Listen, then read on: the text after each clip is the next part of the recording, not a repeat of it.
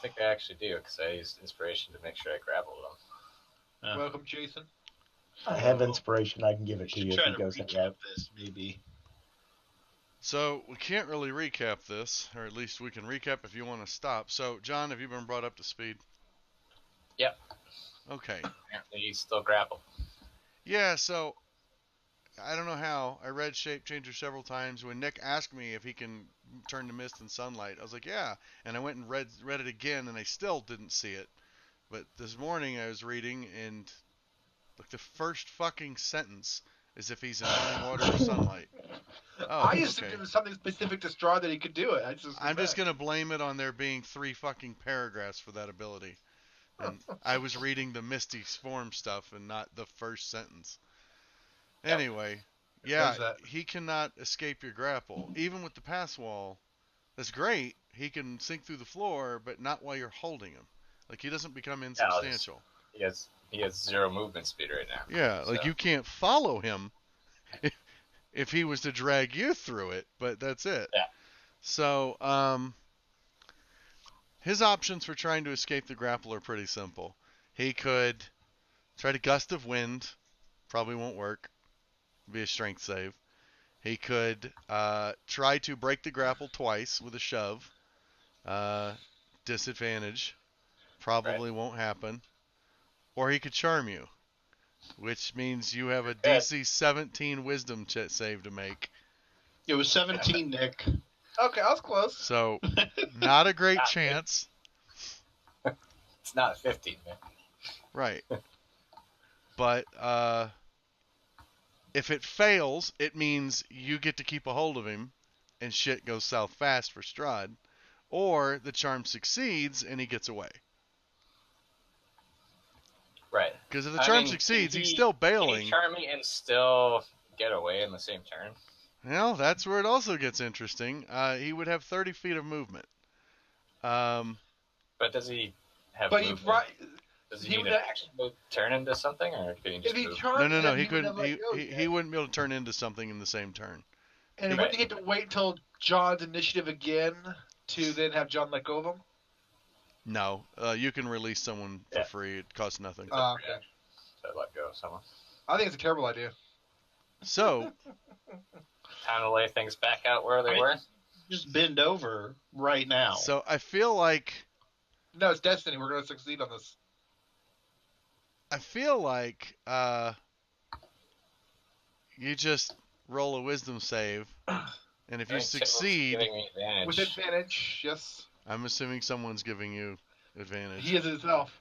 So here's the thing: I'm a firm believer in the higher the stakes, the greater the odds are you're going to succeed. I don't care what the math says. That's my experience in D&D.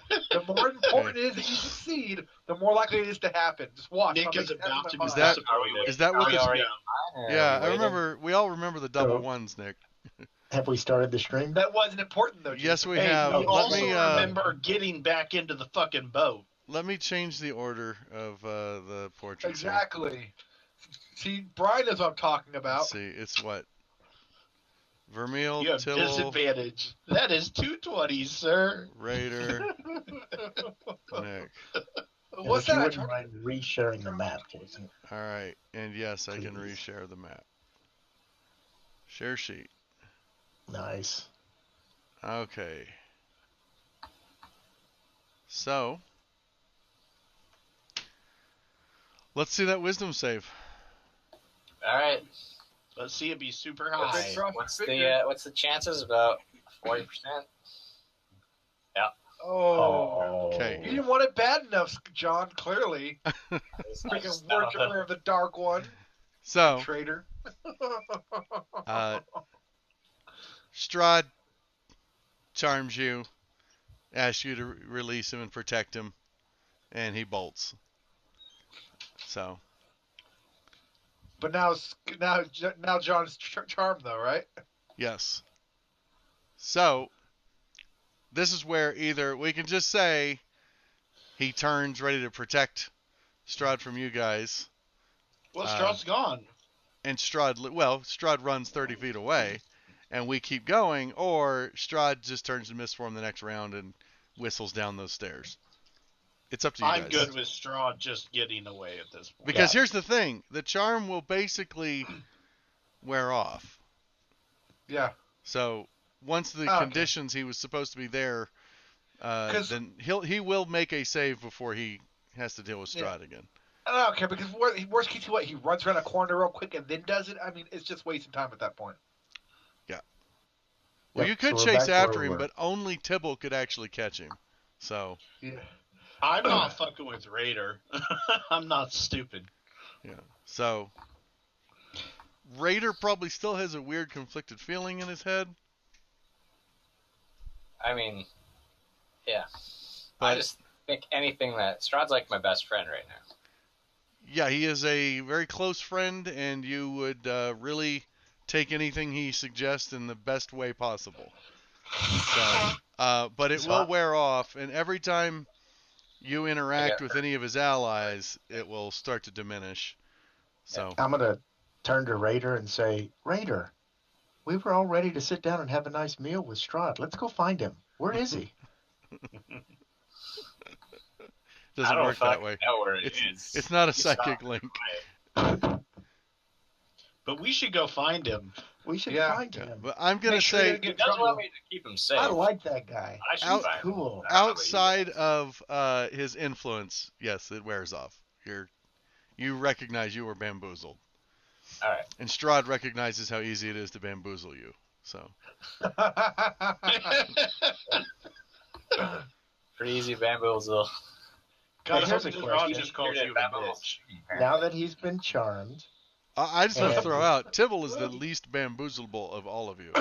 Yeah, I'm probably the most bamboozleable. Jimmy is the most, Now that he's been charmed, Raider, and presumably at some point made his save against it, is he immune for 24 hours? Negative. No, it lasts 24 hours. Oh. But it lasts 24 hours in his presence is how I'm ruling it. If you're not in his presence, it wears off. That's fine. You got to be around him for him to continue to exert his will. Okay, so we'll continue where we left off then. Okay. Before we leave the room, I want to go to that one little hole in the wall, Jason, and hammer a piton into it. Or piton, or whatever you call it. Okay. You can. Unfortunately, it probably won't stick. It's just a masonry wall. It's just like rock and mason and like mortar. No, I just want to basically jam that hole up so, you know. Right. What I'm saying is it crumbles whenever you try and jam the python into it. Gotcha. What Jason's saying is there's no there.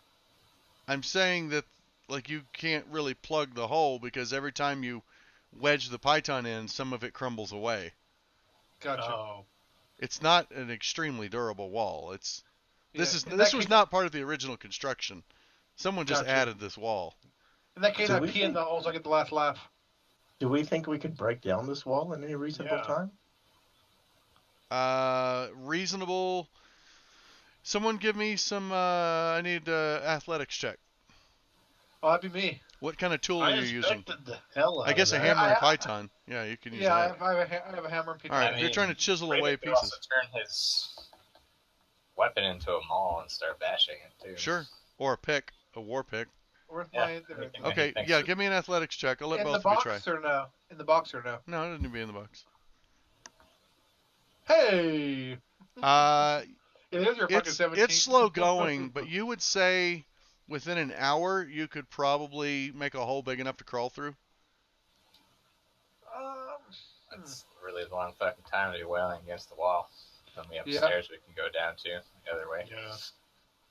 But they might not expect it this way. We got a part of the party get a short rest. I think at this point they're gonna expect it with the noise. Okay. Everything in this castle is expecting it. I think all these eyes and everything are all You lucky motherfuckers. Okay. What? Nothing. What was it? He rolled 4 dice. We avoided some combat. All right, so do we want to go back down those stairs? Sure. Back by the organ room? Yeah. So, question, do we smash the organ now like we talked about earlier, or do we keep going and ignore the organ? Ignore the organ. Okay. I still plan on smashing it if things are looking bleak. That's still the game plan.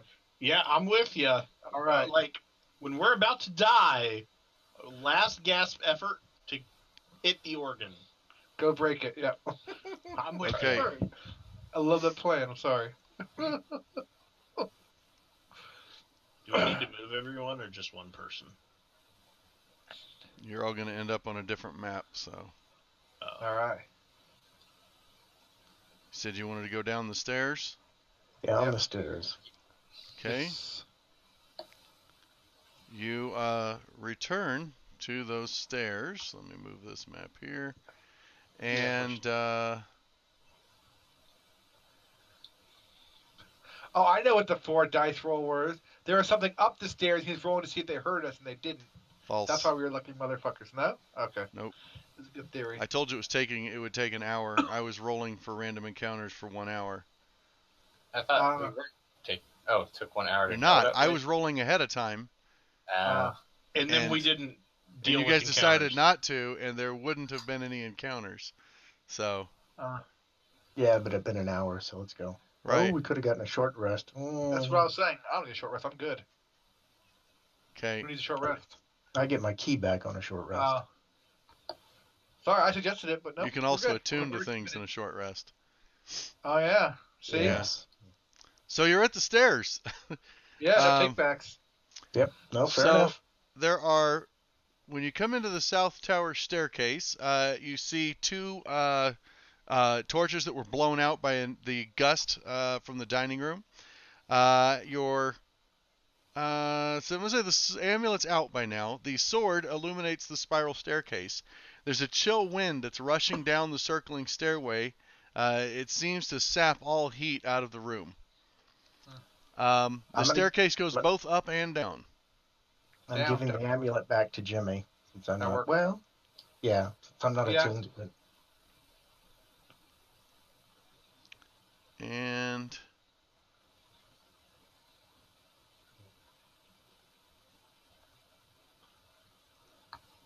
here's a question, Jason. The charges, all the abilities go from the same charge pool, right?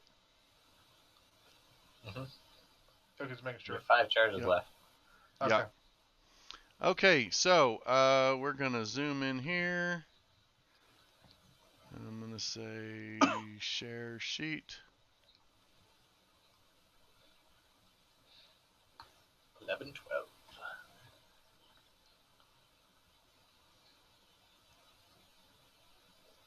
Are we switching back to ice or non-isometric? Nope, this is isometric.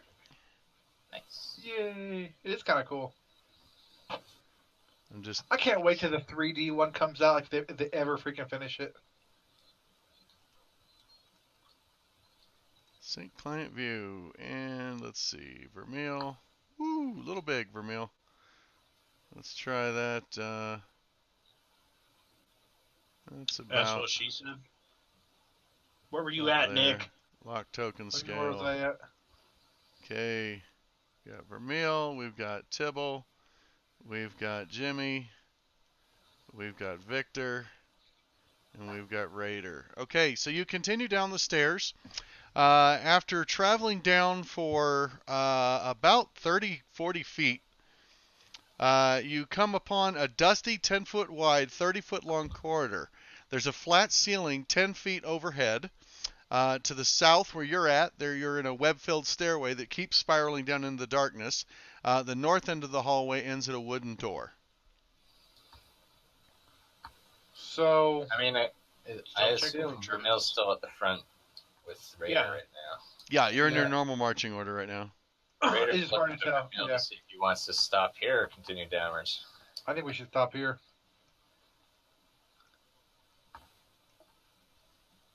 Yeah, I mean, we have no idea at this point.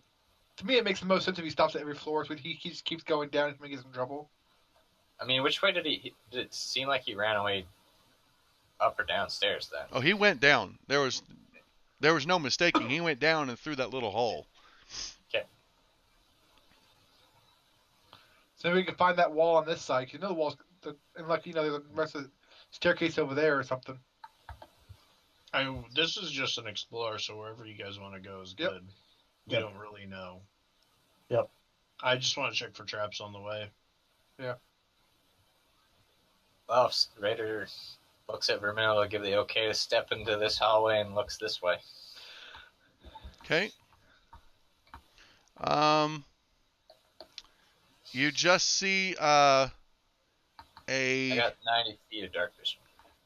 Yeah, you see there's just a 10-foot side chamber. You notice the walls seem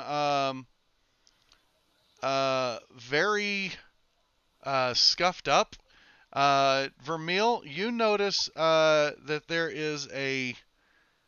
are seams in the middle section that Raider is standing on right now that suggests the middle section is not attached to the rest of this hallway.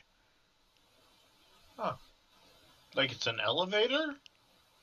Very possibly. Something like that. Or a trap door. Now that you mention that, the section to the right, or to the east there, that 10-foot cord area, you recognize that those scratch marks would probably be a counterweight. Very interesting. Well, we could try to use this as an elevator to get up and down faster. Why would they need an elevator when they have steps, though? That's interesting. To move faster. pianos and organs. Or to move heavier things. Yeah. Raider's not going to be standing on this platform while you play with things.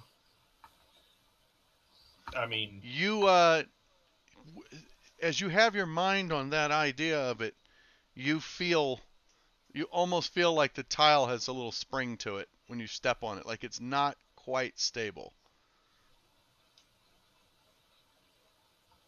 Like the next tile? No, the one that Vermeil's standing on by himself now. As you walk on it, you can feel subtly that it's almost like this is a solid piece that's moving as you step on it. It's very, very subtle, but it's just, now that you've found that seam, you're pretty sure this is not attached to the floor it's on. Can we look around for any sort of a latch or mechanism? Well, Sure. You said the scratch marks in the east. Investigation checks. I'm super good at that.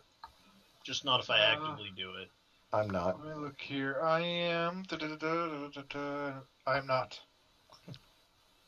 So you're all looking around, and Tibble, you actually spot what looks like some kind of latch. You mostly notice it because you're looking around the seams, and you notice that whenever Vermeil walks across the tile, the latch kind of wiggles. You're pretty sure if enough weight was on that thing, it would let go. The latch would give. So it's just a trap door? That is not the way elevators work, guys. I don't know.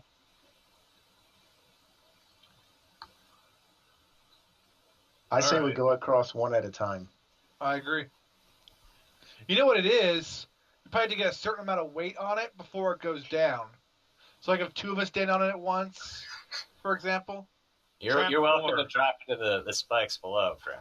Yes, that's why I'm saying we go That's across not one the at a impression time. Tibble got. Tibble got the impression that this thing would rise. If enough weight got on it, the latch that's holding it in place would give out, and this thing would shoot up. What's up above it? Like into the ceiling? A 10-foot ceiling. No, there's not a 10-foot. No, the ceiling has seams too. You're pretty sure this is a compartment. We would just go And up Vermeil has surmised that it's attached to a counterbalance on that other chamber, on the other side chamber. He's pretty sure that if enough weight gets on this, the whole thing catapults. The middle 10 feet of this room just catapults straight up for who knows how long. Yeah. Well, we don't want to go up. So. It is definitely a trap. Yeah. So how about we just keep going down? Yeah. Oh, there's a door there. You want to go to that door? This is the level that we want to be on that Strahd was at. Yeah, we just go across one at a time. I agree. Well, or we could just, like, move over the platform. Yes, you can avoid the platform. Like, I bet I could step from there to there fairly easily. You can avoid the platform. It's like 3 feet. I could take a big-ass step. Yep. All right, we do that. Okay. What's the door look like? Is it going to push us back into that trap behind us? Oh, that's a good idea. That'd be awesome. Think of that. This is another one that's going to be kind of weird, but I guess I'll just have to do it this way. Because of the isometric, it's going to reveal a little that I probably wouldn't normally reveal, but that's okay. Actually, no, kind of makes sense. It might even be good. So,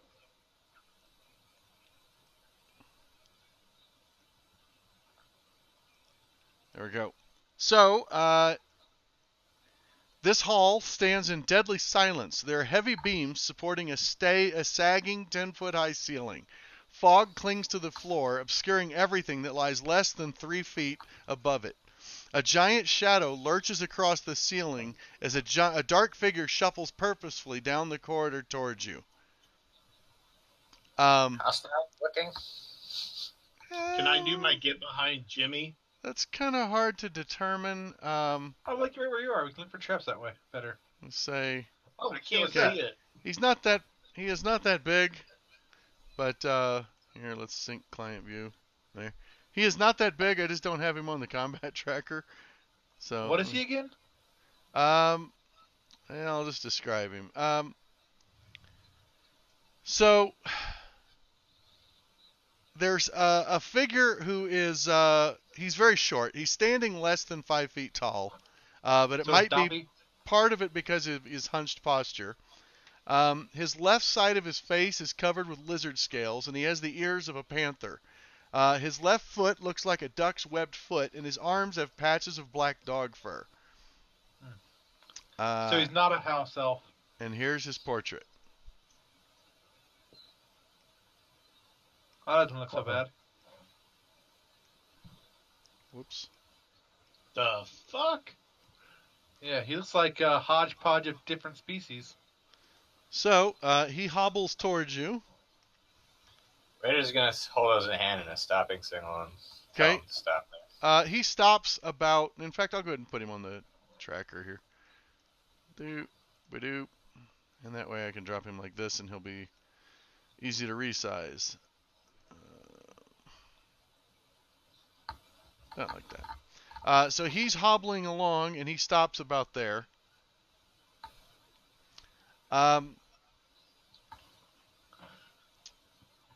He introduces himself as Cyrus Bellevue. Good day, masters. My name's Cyrus Bellevue. Did you enjoy the dinner? It was wonderful, Cyrus. Did you cook that? Yes, I did. Got more dinner going now. You are looking for your room, yes? Actually, we're looking for the master. He asked us to go to his office after our dinner, and having never been here before, we'd like to. He can. Yes. Master will see you in your room. I can take you there now. We're supposed to go. There's supposed to be some stairs on this level we're looking for. The one's right in front of him. Good job, Jimmy. That's not the same map. That's a different area. FYI, there's supposed to be some stairs that way. Yeah, you do feel. Well, I will say this: positional-wise, you can recognize that staircase you're seeing on the isometric is about where they would be coming down on this level. Yeah. So, he says, "Oh, yes, masters, you came down the stairs. Stairs you found. I'll take you to your room." The other stairs. Oh, which stairs, my lords? Lots of stairs in the Castle Ravenloft. The chapel stairs. Oh, yes. Yes, I'll take you to the chapel stairs. Follow me. Must go through. Can I come through? He's inching. No. He inches about 10 feet closer. He's pointing to the door that you came through. Are they not that way? He's going to point down the hallway. Oh, no, masters. No stairs. No stairs to the chapel there. What is down that way? The wine cellar? That sounds promising. That's right. Oh, good. I would like some wine. Let's go there. Oh, no, sirs. You don't want that wine. Lots of mold, pudding. Bad. Not good wine. I love pudding. I don't think he'd like that pudding. Master wouldn't like it. Master wouldn't like that. Pudding? Is Raider believing that the wine's actually bad from this guy? No, but he doesn't want you to go in there. Is he scared or threatening? He really wants you to go to your room. He seems genuinely interested in taking you to your room. I believe that, but is he scared of us or anything? I totally get he's more scared of his master. Really, your input is that he's batshit crazy. I would believe that. He seems insane. Because he babbles a little. Too. He giggled to himself a couple times for shit that wasn't funny. Cyrus, I understand that you want to show us our rooms, but we have to do what Strahd asked us to do. He is the host. He asked us to go get a bottle of wine and meet him in his office. No. And we know... No, Master wouldn't do that. Well, he's never met us before, and he's very impressed. But the problem is we don't know Ravenloft. So how do we find the wine cellar, and then how do we find his office? No. All wrong. Rahadin took you to dinner, yes? Yes. Yes, always the same plan. Master tells Cyrus to get wine. But Cyrus doesn't get wine from there. Cyrus gets wine from upstairs. This is not good wine. This is wine for slaves. That's interesting. I don't know why he sent us, but would you disobey the master? No, so must take you to your room. Please, just back through there, upstairs. No, I'm leaning in the whip. Sorry, go ahead. We're in the same situation. We can't disagree either. He told us to go get the wine downstairs and to meet him in his office. I want to ask Cyrus a question. Do you like it here, Cyrus? Oh yes, Master is very kind to me. Yeah? How kind is he? What's the nicest thing he's ever done for you? Oh, he lets Cyrus make anything he wants down here. Cyrus prepares all the meals for Master. Oh. What do you use to prepare the meals? Oh no, I just realized something. He prepares all the meals for Master? He's actually very interested in that. He'd like to show you. Please. He opens the door just to the side here. Boo. Did anyone else he has blood on his cloak? His clothes are filthy. It's very hard to tell. Oh, okay. I'm looking at the picture. I see blood on that cloak. Okay. There is, by the way, a set of stairs going up at the end of the hallway. I want to lean into Vermil and say, maybe we try the truth. I'm whispering it to Vermil so that Cyrus can't hear. Cyrus is at the door beckoning you to follow him in. You can smell decay in the next room. It's not great. We should leave. Maybe we shut the door. Which way does the door open and close? It opens outward. Yeah. He's beckoning you to follow him. I mean, he's not in the door if you're not coming. But he's like, please, I will show you. I'm making dinner right now. Oh, yeah. We want to start walking that way and have him show us the way and then shut the door behind him. Okay. Yeah. Raider's acting like he's going to go in and then he shuts the door. Okay. You hear a yelp, and he comes out the other door. I knew it. It's terrible, Cyrus. You tried to get tricky. No trap. Just, hold on. You see him pull out a club, and he goes charging back into the room. You hear slopping and smashing and splashing noises. Tibble, if you run to the door, you see, besides a horrible odor of decay that fills a steaming hot room, there's a huge pot bubbling over a blazing fire pit in the center of the room. It's green, muddy water in it. Yuck. The far wall is lined with pegs, hanging from which are numerous large cooking implements. Some of them could easily double as implements of torture. You see Cyrus fiercely smashing some sort of undead thing that's trying to crawl out of the pot over the head. He beats it a few times back into the pot and then puts a big heavy lid back over it, and then goes over to the wall and gets a chain, and you see there's some iron rings set into the floor, and he hooks a ring in and slides it through the handle of the pot, of the lid, and back through another ring on the other side so the lid can't come off. You do see the lid jarring and bumping, and he's going, meat's still a little tender. I close the door. Okay. Cyrus comes over to the door and tries to open it. Are you keeping him from opening it? Cyrus, we need to get the wine. What's this thing on the floor here? It is a set of iron bars. Like a gate. That way? Like a gate blocking off the wine cellar. You can see into the wine cellar, though. I'll unmask that for you.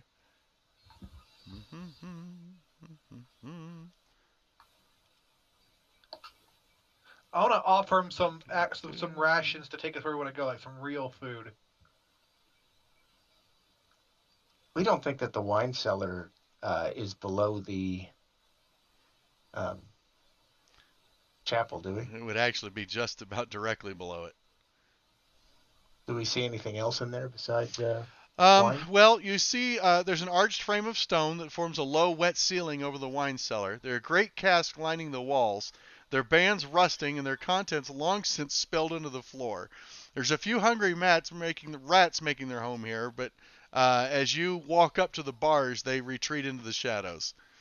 Huh. As Cyrus hears the rats squeaking, he yells for you not to harm his pets. We're not going to hurt him. Jimmy, is your sword still on? Maybe you should come over here and take a look at the wine cellar. Sure. Okay. So there are 3 casks on the north wall, 6 against the east wall, and 3 against the south wall.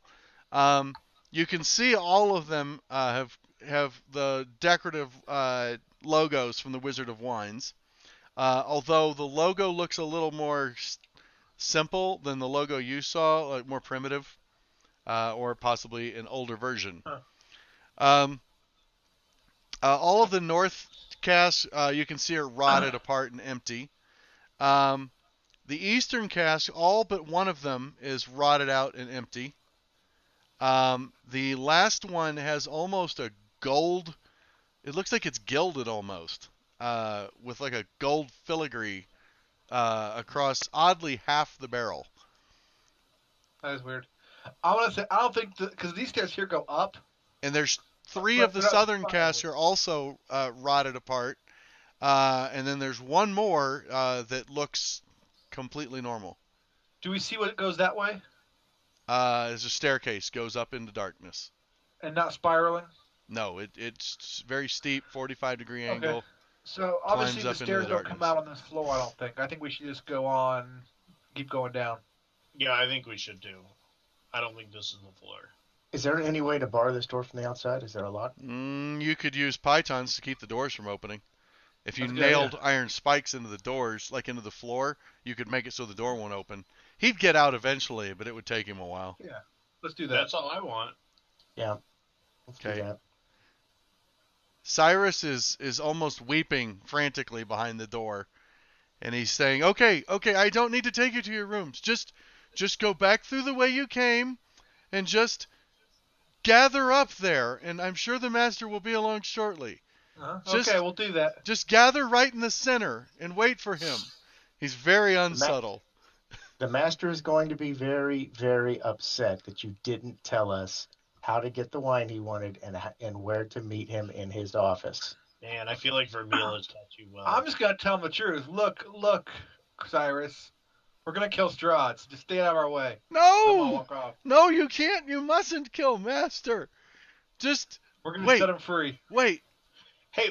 No, Cyrus agrees with you.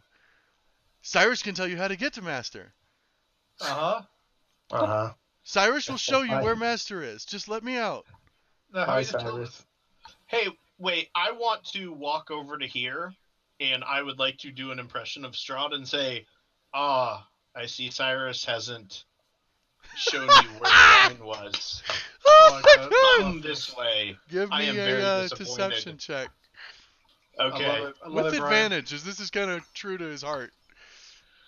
Advantage? All right. Yeah. Down. He loses his shit, groveling. You can hear him going, "Oh no, Master! Cyrus tried to take them. They wouldn't get on the trap. I mean, they wouldn't go to their rooms. Oh, Master, no, Cyrus did what he was supposed to. Cyrus always gets the wine. Cyrus doesn't understand. Please don't take Cyrus's sculpture. Tell him to take us to the crypt. The sculpture? What sculpture? Take them to the crypt, and I will meet them there.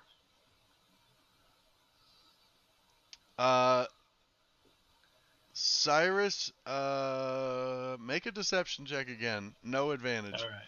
That threw him off.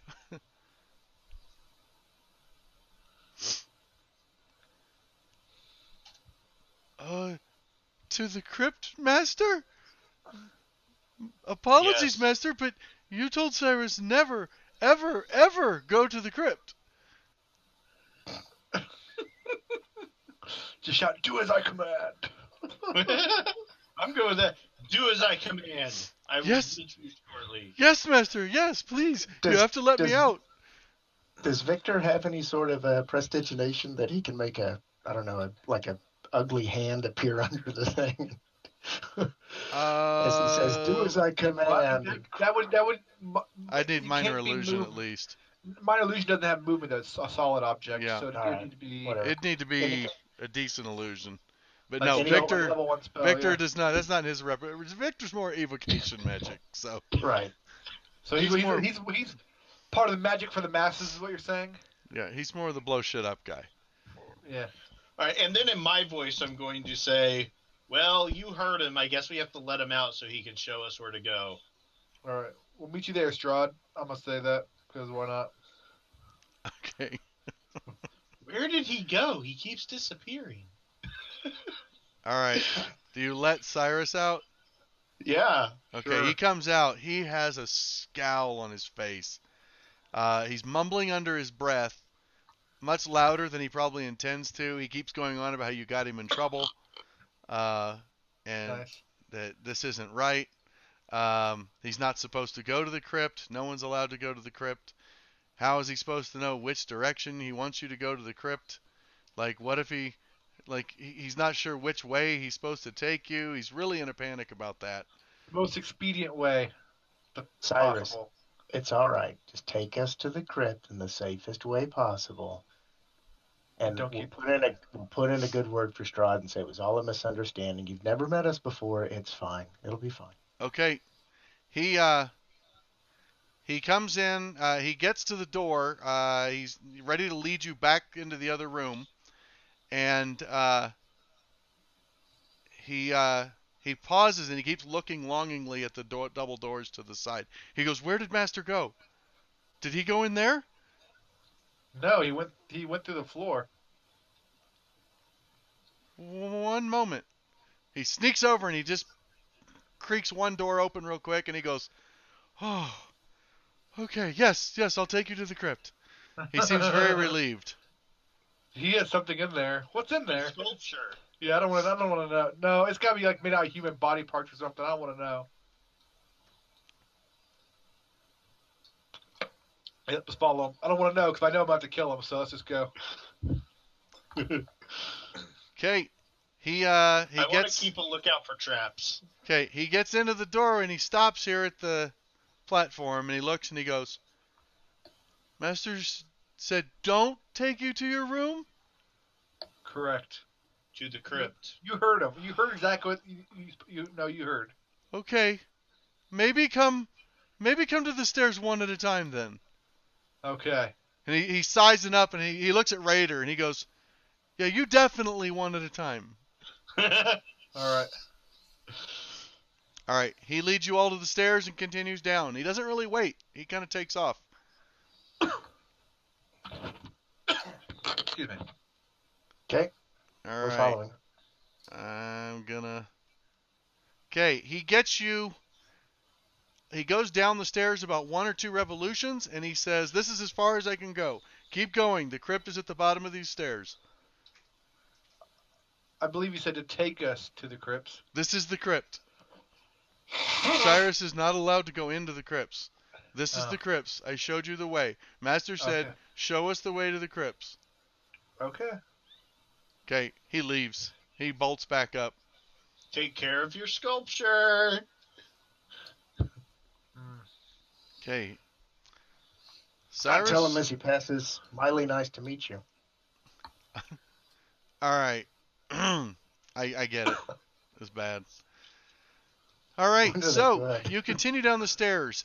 You travel for probably 50, maybe 60 feet going down the steps. Okay.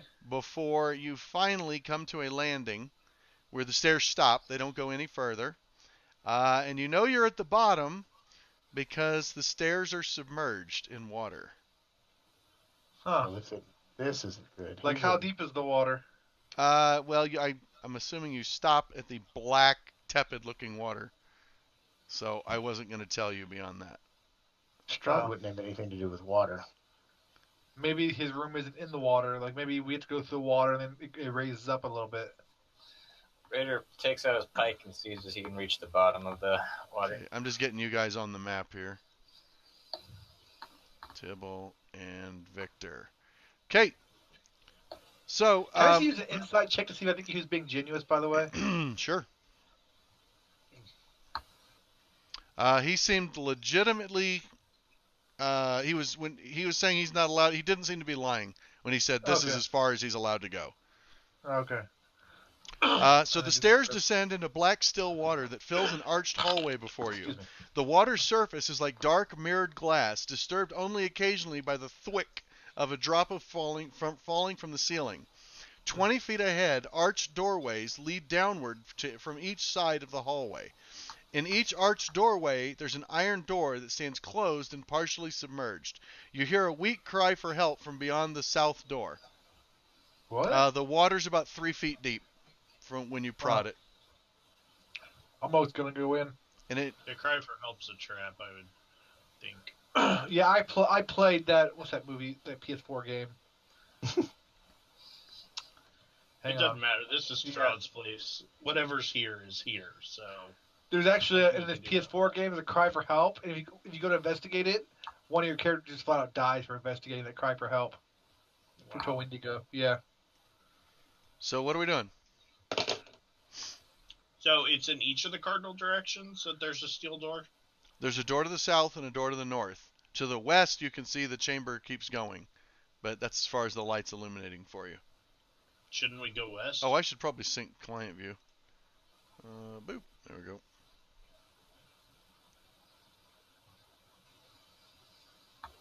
Yeah, I say we go west. Of course, I'm all turned around, so it's all guessing at this point. Okay. You continue west. Are we moving away from the thing right now? You're moving the opposite direction of the chapel, if that's what you're asking. Okay, yes, that's exactly what I'm asking. Okay. I say we take a right. I think the chapel was just that room, and I think that's where we first find him. I want to go to his home, though, wouldn't you? Yeah. Like, the crypt is where he lives and sleeps and shit. I think that's where we fuck with him. Yes. Or at the very least, we destroy his coffin. Yeah. Because that's got to be something. And one of the lore that we had said that he was actually trapped someplace. Okay, so I've moved one of you. That works. So, you continue until you see... Can we walk 2 by 2 here or no? Is this 5 foot wide? These are all 10-foot squares. All right. I'm assuming you're 2 by 2 unless you say otherwise. Yes. Yeah. Yes, exactly. Normal marching order. Okay. You can see dark, low shapes thrusting up out of the still brackish water that fills this 50-foot square room, the ceiling of which is festooned with hanging chains that look like thick black web strands. A balcony set into the north wall overlooks the room and has 2 large thrones atop it with a red velvet curtain behind them.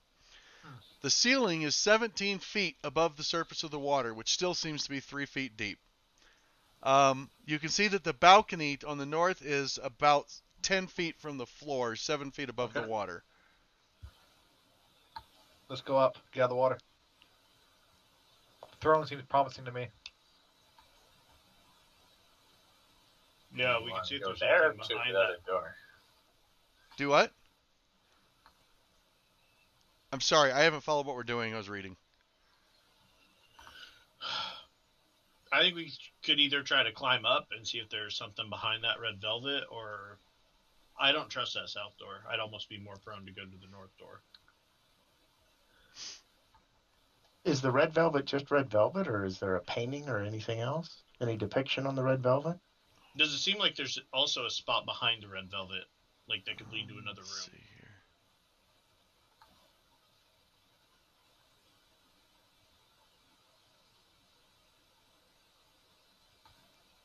Let me see here. I gotta check something.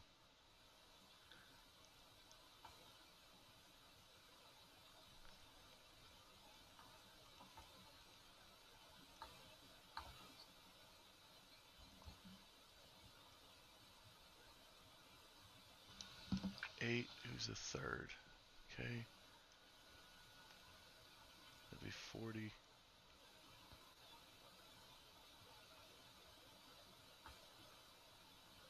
We all take 200 points of damage. Okay, no. As you are crossing this last square here, coming towards it,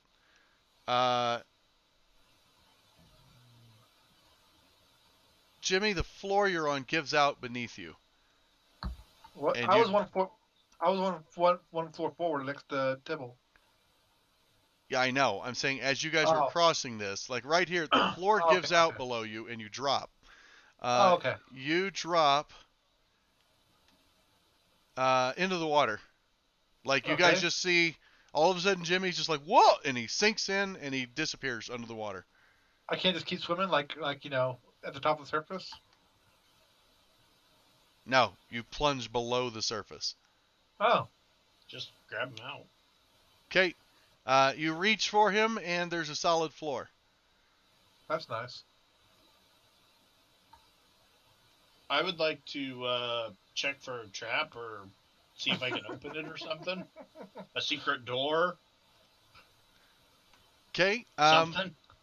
So you feel around, and you can actually feel the floor give a little bit when you put pressure on it. Nice. There's some sort of pit. Raider will stand beside it and put pressure on it with a weapon. Okay, you just have to feel around because it's the water's just black. Right. But you manage to wedge it open, and you can see that there is the pit goes down. You don't hear anything thrashing or swimming. If Jimmy's down there, he is completely silent. Jimmy, if you were able, would you call out to them? Oh, absolutely. Okay, would you still do so if you found yourself lying on the skeletal remains of a dwarven fighter in water that's 5 feet deep? What do you mean? Would you like still I'm yell not drowning? out? Yeah. I would at least be. I mean, I have a bright sword, so I'd look around and then I'd like try to bang on the ceiling or something. Okay, well I'll tell you while you look around. You can tell that you're in some sort of dungeon prison area. Okay. And there's 8 cells here. You're in one of them. You can actually hear a guy to the south of you calling for help. It's the same voice you heard before. Fucking Wendigo, man! I'm telling you, it's a Wendigo. Can we hear Jimmy? You can still hear the guy. Yeah, you can now hear Jimmy. If Jimmy answers him, you hear a guy begging to be set free. Oh my God, are you caught in here too? No, fuck off! You're not gonna trick me. I know better, laddie. All right. Well, you hear Jimmy yelling from the south door. Yeah, there's that good alignment. All right. I'm not that I want to help, but I know I'll try better. to avoid that trap and go over to the south door to see if I can help Jimmy. Okay. How are you guys avoiding it? Walking around it. Okay. Or jumping over it, or what? Sure. I don't know how big the thing is. So I guess I'll move in. I don't know. He's right, paladin wise. I'm gonna go in very, very. Well, you're behind locked bars. Oh, I'm gonna pick the lock then if I can. Yeah, it doesn't seem to have a lock on it though. Oh, well, shit. Let me see. Can we open this trapdoor enough to put a rope down and have him climb back up? Sure, but the sound you're hearing is not coming from the pit. The sound is coming from the southern door.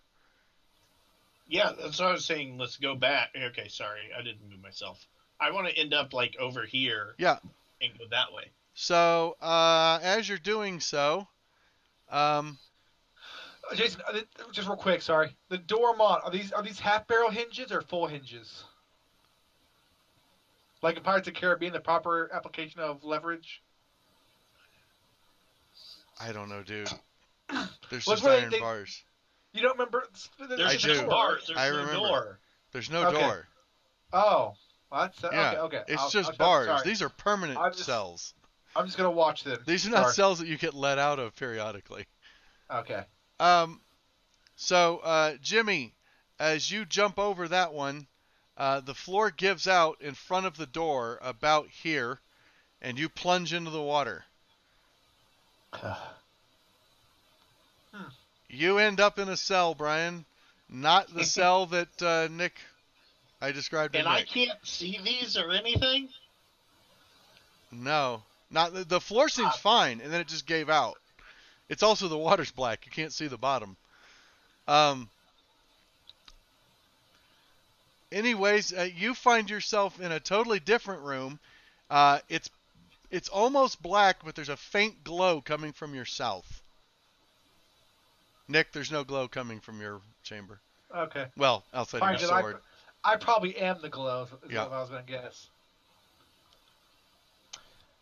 Okay, well, I will attempt to get over here, holding onto the wall as I do. Okay. The walls are rough, and the arches. I mean, there's actually handholds. With an athletics check or an acrobatics check, you could try and climb. It's just either one. Yeah, you could try and make your way across without touching the floor. Yeah, that's what I'll do. Okay. Oh, yeah, you easily do. And I hear the voices behind the door? Oh, yeah, you hear two people yelling. Including Jimmy? Yeah. Who is that? I guess I'm trapped. I feel safe since I'm trapped.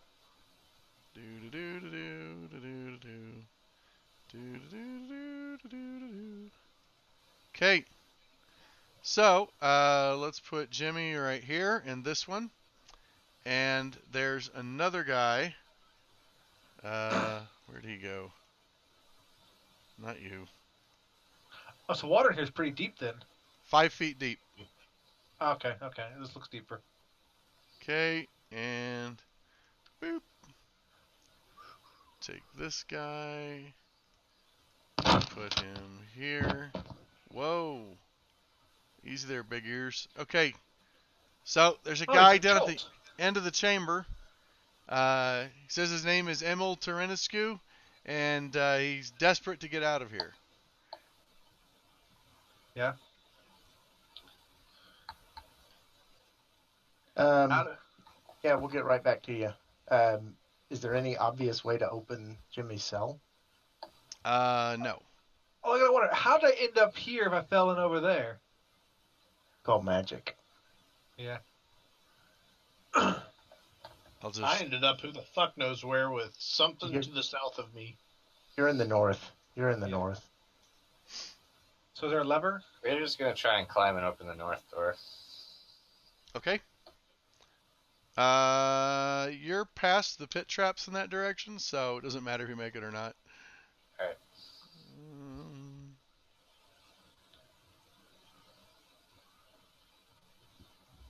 There you go. And you do see Vermeil up there. There is a glow emanating from the this cell right here. You can see it from the doorway.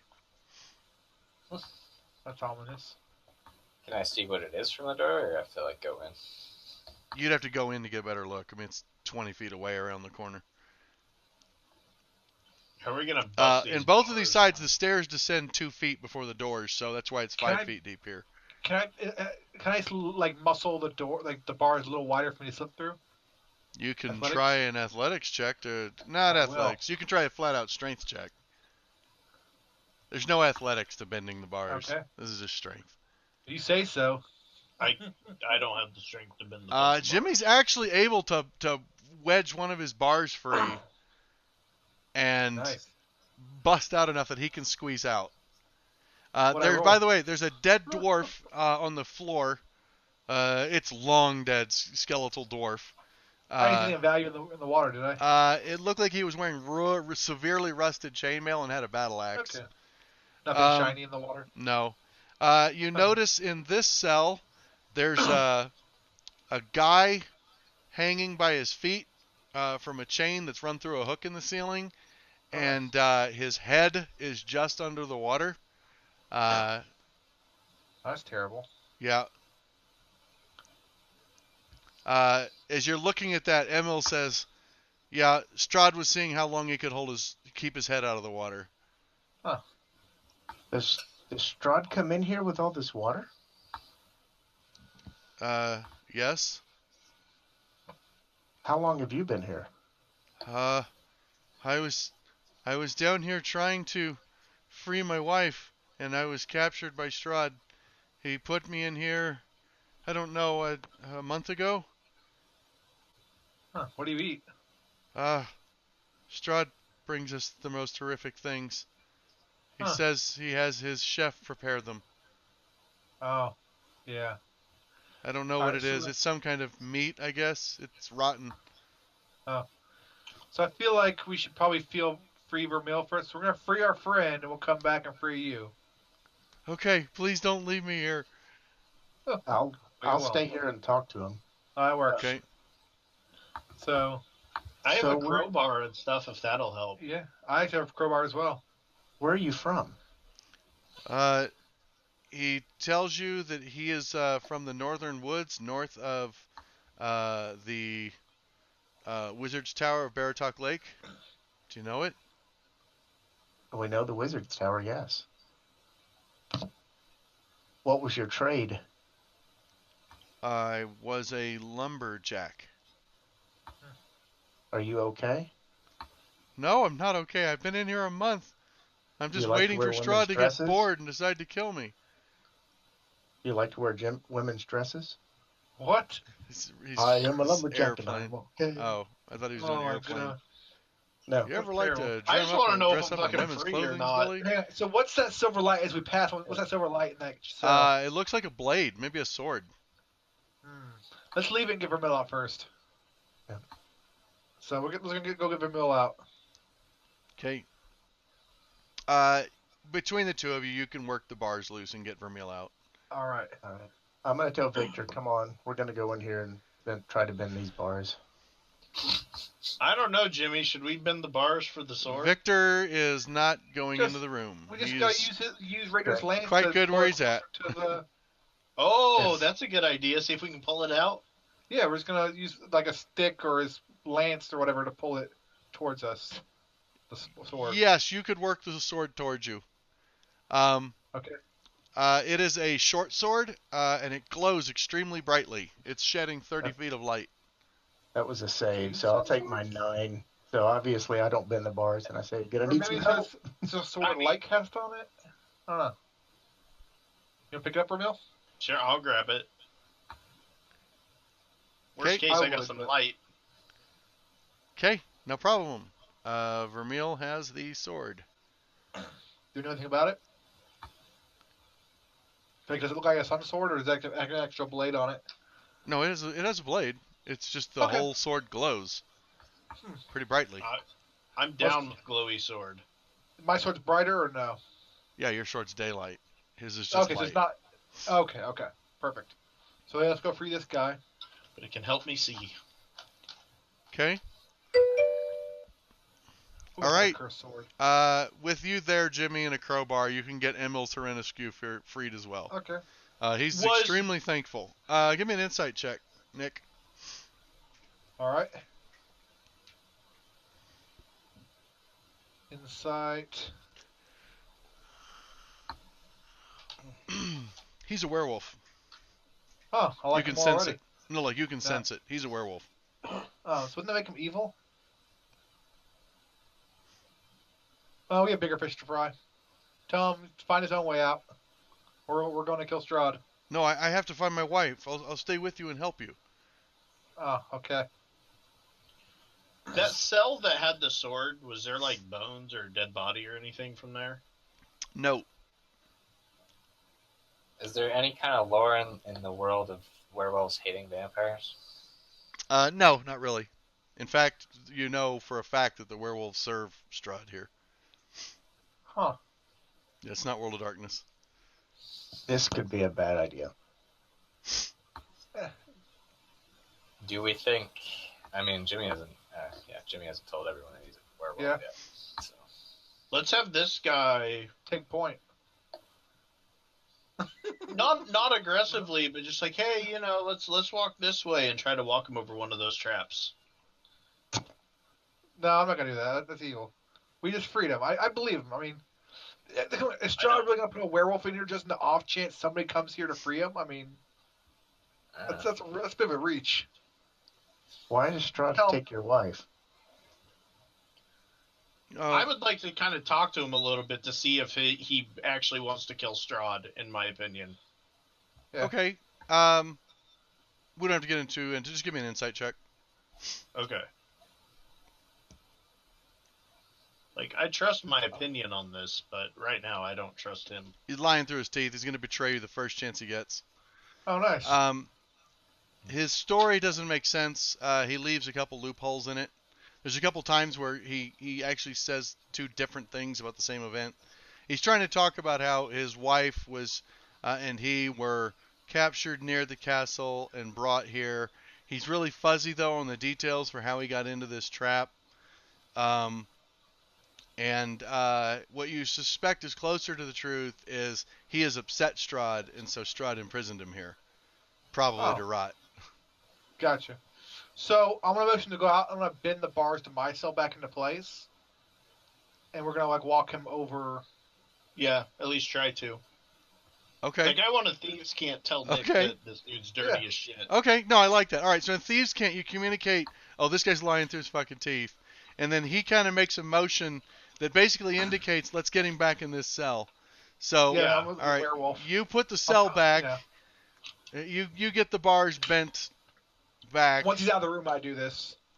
That, or just explain we don't want him to know that we were in here. Yeah. Whatever. And then so you take him out and try and walk him over the same pit trap, and he actually plummets right into it, nice.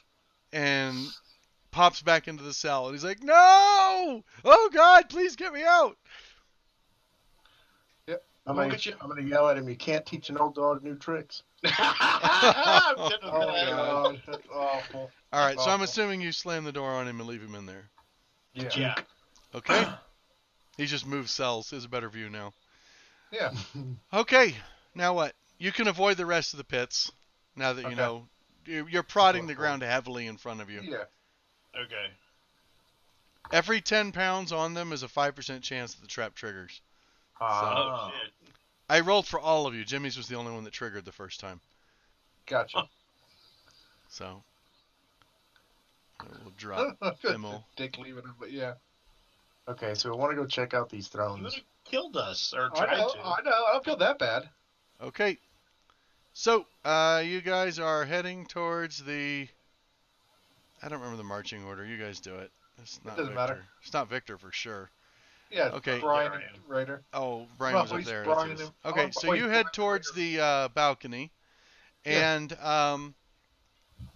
as you do, the water bursts, and you see several shapes rising. Go ahead and roll for initiative if you want. I'm very surprised. Oh, gosh. See, my thing is, I was getting ready to hoist him up, so I was really unprepared to have to defend myself. I'm going to use my lit-ass short sword, because I don't give a fuck at this point. Yeah. Figure out what it does.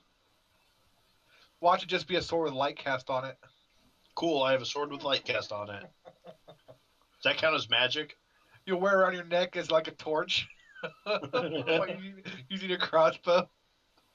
Alright, and 13. Okay. So, let's go ahead and reveal everything. Holy shit, Raider's surprised too.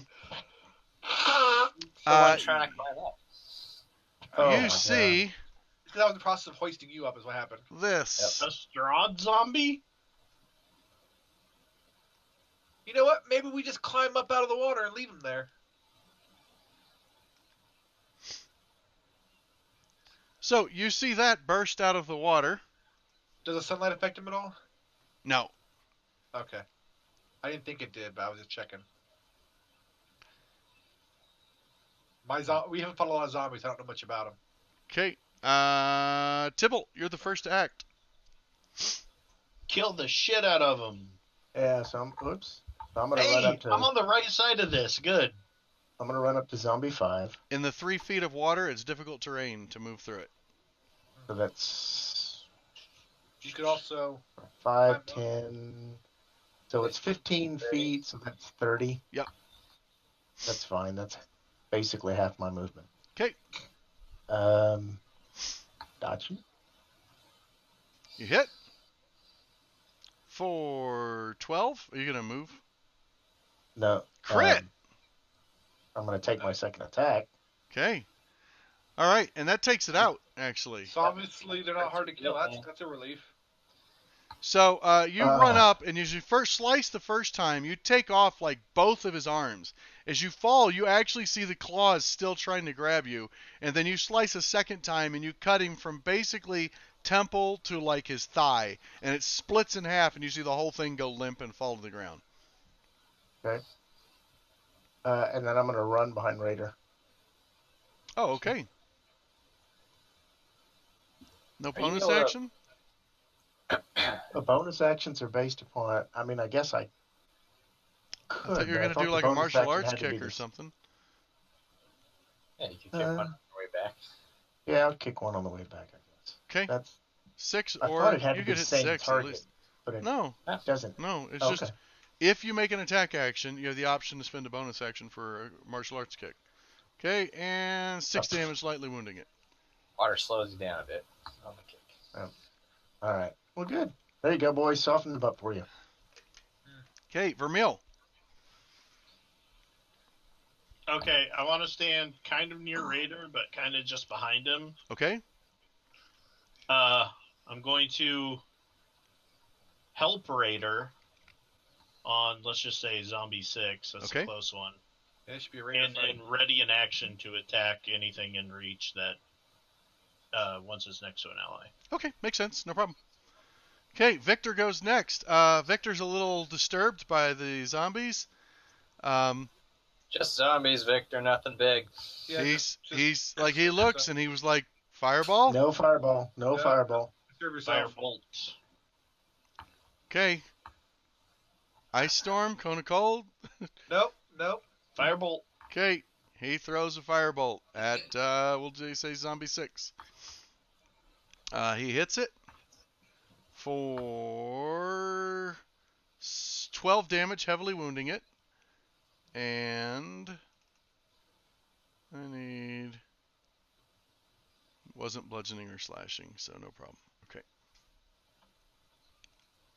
All right. That's Victor's turn. Oh, and Victor moves back into the corner to where they have to go through you to get to him. Totally get behind him. Okay. So the zombies go. Zombie 1 trudges 10 feet through the water. He judges 20 feet through the water. Yep.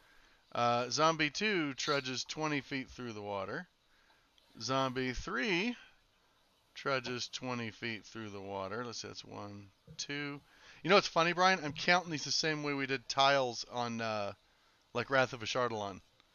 I memorized where they were on the 10-foot square, and I just move them 10-foot blocks. All right, Zombie 4 does 10, 20. Like to here. And then Zombie 6. Oh, I already moved Zombie 6. Whoops. So 10, yeah, Zombie 20. 2's the There one we go. move. None of them can attack this turn. Jimmy. All right. So I guess I'll attack the one in front of me? Yeah, Okay. that works. Sun and Sword. Oh, Is the I'm water... going to remove... I'm going to clear expiring effects. So... That's fine. Yeah, that's fine. Yeah, your shield is gone. Yep. Oh, yeah, long gone, definitely. Yep. Is the water deep enough that if you push them drone, we wouldn't be able to see them? Nah, it's 3 feet. You'd still be able to see the shadow of them. Or them thrashing around. Sun Sword. Sometimes you just got to beat the shit out of them. Okay, 22 damage, heavily wounding it. And another hit. Takes it out. So when you first hit it, you actually slice off one of its arms. And as it continues to grope, you slice through a second time and cut it in half. And it collapses. Cut its head off? Yep. Alright, and then I'm going to stay where I am. Try and offer protection for Victor. Okay. Raider. Raider's taking a big slice with help from Mel. Okay. 20 hits. Nice. Yeah, this should be a pretty good hit. For 17 damage, taking it out. Sorry, I'm laughing. That's just all bonus. Yeah, all bonus. Yep. And so that allows your bonus action. That's really what in-game's about, though, is more about the damage bonus than what your weapon does. Sometimes. He's just taking big swings because zombies are slow and easy to... Okay, hit with a 15. Nice. For 21, heavily wounding it. Give me a second. And that is... Oh, I'm supposed to roll a d20. Just double it. Okay, you sever an arm, which you see plop into the water. Alright, and then bonus action to strike it once more. Okay, hit. I don't think it can survive this. I don't think it has enough hit points, even with just the bonus. Yeah, you obliterate it. And that one goes down. And he stands back. Okay. Yep. Tibble. So I'm not going to move my character, but I'm just going to kind of run around and attack Zombie 2.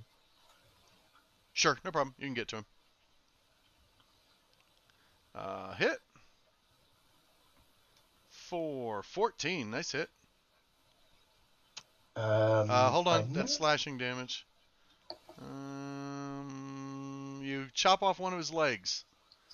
It falls prone. So you have advantage on further attacks. Advantage. Whoops. There we go. Double fours. Okay, you still hit. Oh, good thing it's really easy to hit. Yeah. 12 damage, critically wounding it. And a martial arts shot that hits and finishes it off. I'm going to move back to where I am. You sliced off one of its legs, then you chopped off one of its arms, and then you just stomped on its head and crushed it. Okay. Oops, turn complete. Come on. Why didn't it do the next turn? There we go. Vermeil. I don't know. Alright, I just want to fuck. Wait, did Raider back up after he attacked, or? No. Yep. Oh, yeah. Well, yeah, he backed up to where he was. So no one's fucking adjacent to it. Nope. No. Same thing? Assholes. Sorry. You can ready your shot for adjacency. That's what I'm trying to do. You only get one shot anyways. We'll be right there. So whichever frontliner wants to go you're after. going to use a sword. I get it. You're going to use a sword. Well, let's move this here. I just kind of want to be in between. So just for simplicity's sake, Brian, I'm going to just link the fucking... I'm just going to put the sword on your inventory. Alright, that's fine. I'm going to ready an action, and I'm going to help... Jimmy's going next. I'm going to help Jimmy. Let's make sure that showed up on your sheet. With his shit. Okay. Inventory. Or you can actually move up to it, Brian. Just walk up to it and ready your attack Brian, for me to get it is a glowing short sword +1. Okay. You know, Brian, you could have gotten next to it and then ready your attack for me to get adjacent to it. Actually, I think it goes before me. I think actually. Okay, so Victor blasts it with a firebolt, seeming much more confident now. Hits for 14, burning the shit out of it. And then the zombie goes, and it steps forward, and Vermeil goes. Really? First swing with the magic sword wasn't great. Awesome. All right. That was awesome. I feel like it'll go ahead and attack Vermeil since Vermeil swung at him. Farewell, Harley Nudie. Let's see. That's what I get for helping the team, you know. Okay, so first it attacks with a bite. All the time. Oh my god, it's awesome. It attacks with a bite, hitting. It attacks with a claw, hitting. It attacks with another claw, hitting. Okay, so that's a total of 15 points of damage. Ouch. Jimmy. Alright, I'm gonna return the favor. Actually, I'm gonna knock it prone first, why not? So. It's prone. I'm gonna stab it twice. It can't roll high enough to not be prone. Nice. Guess I put the prone effect on it.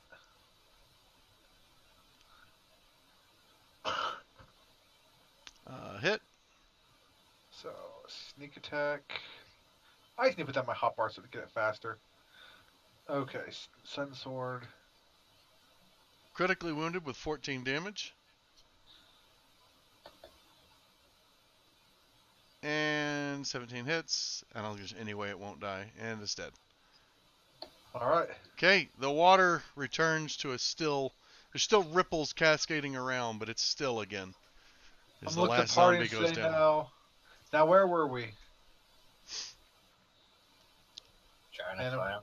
Yeah, I'm gonna resume. I'm like put my back to the wall, kind of like use my shield, like climb up on my shield, and I'll lift him up. Okay. You can get up on top of it easily. Yeah. So at the top of the balcony, there are two large wooden thrones resting on the balcony. Behind the thrones hangs a red velvet curtain that's 30 feet long. The ceiling here is 10 feet high. Let's inspect the thrones.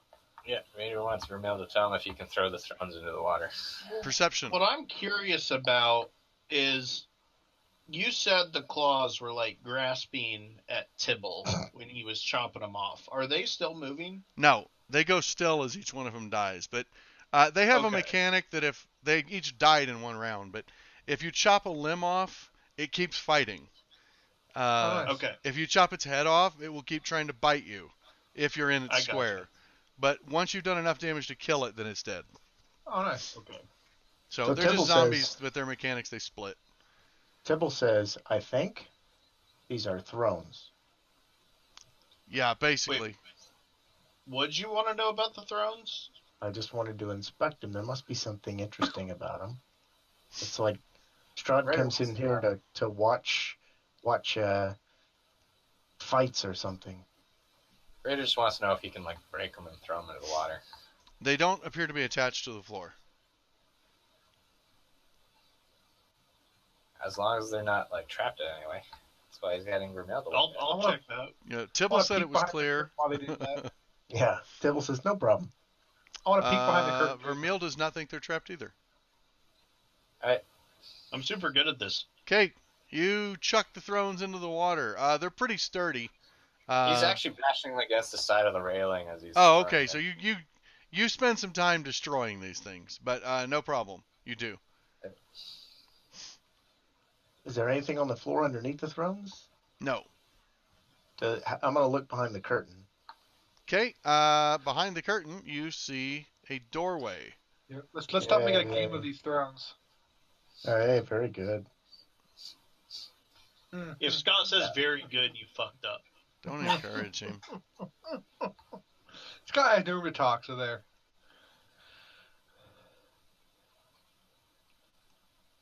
Okay. You find a door behind the curtain. All right. I want to check traps. Okay. It doesn't appear to be trapped. We open it. I'll go. I didn't know if he was going to roll. I'm going off his passive. No. I will. I'll wait for him to do his Brian's got to roll pretty good for it to matter. Is active to matter. I do. No, it doesn't look like it's trapped. All right, let's go. Okay. Revealing the next room.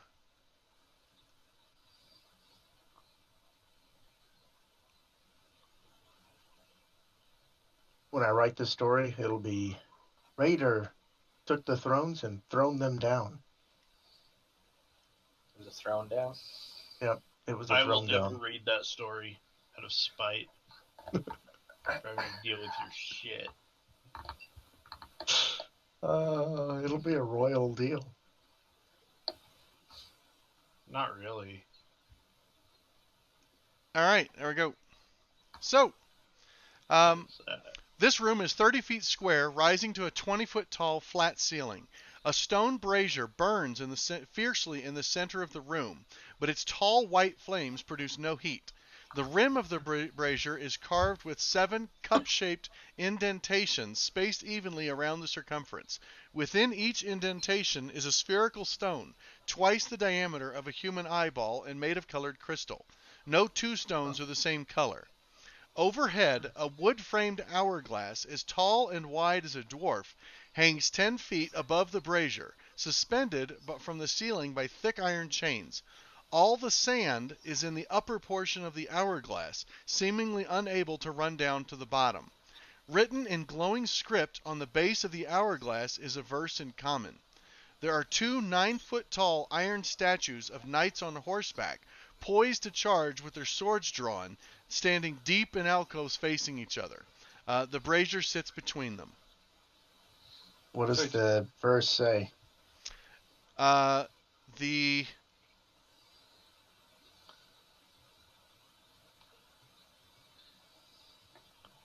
Okay. Makes sense. It reads... Oh, and let me give you that first description in chat. Boop. Okay. It reads, "Cast a stone into the fire. Violet leads to the mountain's spire. Orange to the castle's peak. Red if lore is what you seek.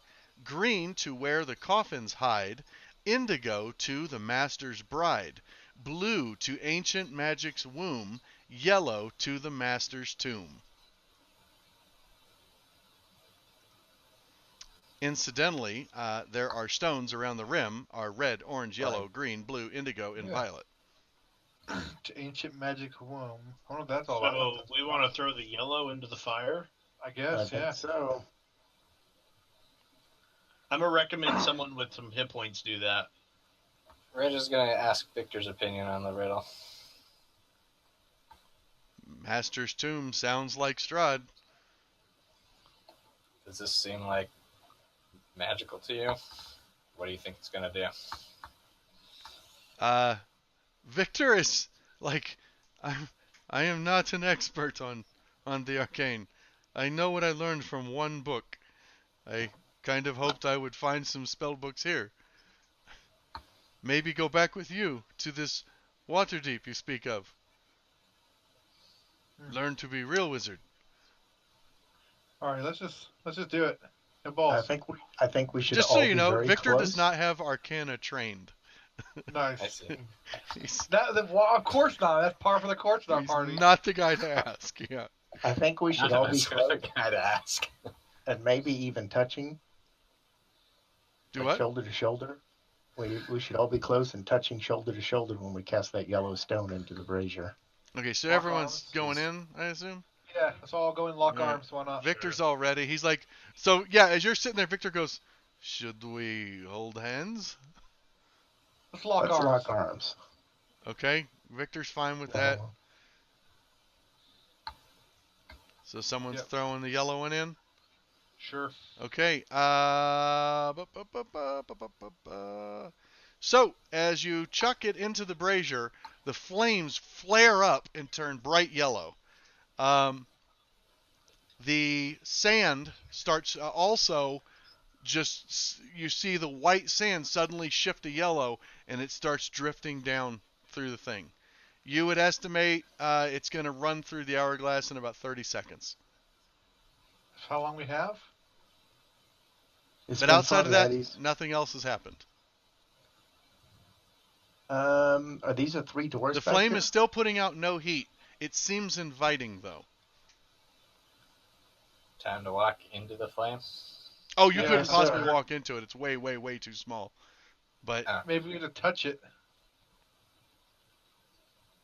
I want to touch it. I want to poke in my rapier. Stick my rapier in it. Okay. You're no longer there. All right. We're all locked arms, so He's gone. Fuck it. I'll do it too. Let's go. I mean, but we're all locked arms, so all. Well, I'm gonna tell you. Jimmy reaches in. Poof. He's gone. It takes you guys about a second to think we should follow suit. Yeah. So you all stick your hand in, and poof, you're not there anymore. Nice. And we'll find out where we went. Yep. Next week. Nope. Right fucking now. Okay. I'm going to recenter the map here. Hopefully we're right in front of Strahd. Perfect. That's a coffin, isn't it? I'm just putting you guys on the map right now. I want to very quietly knock the lid off and stab a stake right in, like, you know, where I think the heart would be. Suddenly, Strahd's teddy bear just sits there. I mean, it seems like an idea, right? That's how I did the movie. Stab the stake in. All right. Like, do I hear noise when they enter behind me, or just they appear? All right. Let's see here. Add this.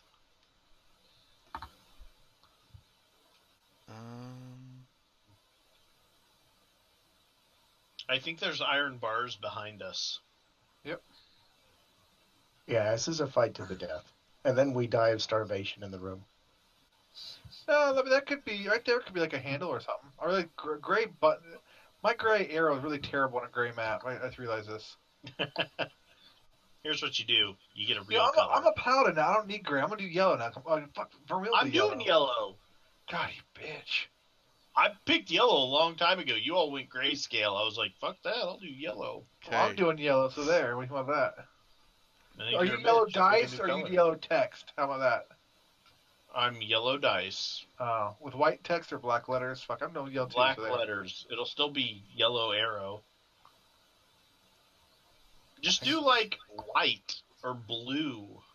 Be a fucking Jedi. Did you just assume my color? I said what color you should be. I did not assume shit. Oh my god. Okay. So, you appear. Well, fuck. Tipple looks the same color now. That doesn't work either. I don't remember the order you were arranged. It was something like, I know Tipple was on the end. Nick, Ramil in the center. That's fine. I'm good. I'm like a yellow. Was you guys something like that? Yeah, more or less. Okay. So, did I hear black marble steps descend to a dark tomb that has a vaulted ceiling 30 feet overhead. The essence of evil permeates the very air. The smell of freshly turned earth is here. Settled into the dirt on the floor. By the way, the ground is largely dirt here. Divine. Sorry, go ahead. Sorry, settled into the dirt on the floor is a shining black coffin of finely waxed wood. The coffin's fittings are of brilliant brass and the lid is closed. South of the coffin are 3 gloomy alcoves. An iron lever protrudes from the north wall east of the tomb's entrance. That's right there. Okay. And you divine sense? Yes. Okay. In the coffin, you see the glow of Strahd. Under the floor, to the east, on the east wall, you see 3 vampires under the ground. Okay. So I'm gonna motion the party points like 1, 2, 3, and hold 3 fingers like. That's what you like. I will try to translate for everyone. I'm like, and then here's what we're gonna say. Yeah. Initiative. Kinda. It's are you surprised? Like who's surprised? Who's not surprised? I'm gonna say no one's surprised. Okay. But I think we're just going to roll initiative, and that's how shit's going to go down. I don't get to just stab us. I want to, so they know we're here. We don't get to sneak the lid off and stab. Oh yes, he instantly knows you're in his burial chamber. Okay. So you might get to. You need to go fast though. I would get a good initiative. Anybody have? All right. Nah, Victor, dexterity check. Oh no. Oh, Victor's a little stunned. So is Jimmy. It looks like. I feel like vampires threw you off. Maybe. I don't know. I feel like I should got inspiration for that brilliant display of... Yeah. All right. The first person to act, not surprisingly, is Tibble. You grab a wooden spike out of my bag. It's like right there on the side of it. Uh-huh. All Jimmy's been doing this whole time in Barovia is like carving. Are you opening the lid? Oh, is it? Yeah. I thought Okay. he popped up. Let's back up. No. Okay. Like he's aware of you. But so you act first. You could kick the lid open. That's fine. But he's prone, is why I was asking. So Okay. you've got Yeah, Strahd yeah, prone right now. Stab a stake into him? Then I'm misunderstood. I'm going to kick the lid. Okay, I'm going to say it's your object interaction to open the coffin. I agree. I agree. Okay. I will kick the lid off. All right, you kick the lid off. It goes scattering away. Hi, Strahd. How are you? Good All morning, right. sunshine. And Speaking you of two-handed sunshine- sword his ass. Well, I missed with my other two, so if you want to retroactively apply that, you can. No, I'm saying let's go now. Add prone to him, or I'll put prone Oh, on that's him. right, sorry. because it would have been advantage. He's That's prone. right. You'd have advantage on both attacks. So I'm going to There we go. suggest to Jimmy maybe he lights the holy hand grenade. Mm-hmm. And then I get one more attack? correct. All right. Okay, you hit. This is your first attack, Oh, yep. and you do 14 points of damage. And you stun him. I'm going to spend a key. I'm going to stun How him many do straight. you have left? He succeeds with a 14. Better to use it on him so he can't make it. I guess that's not gonna happen anyway. Never mind. Nice. Do it again.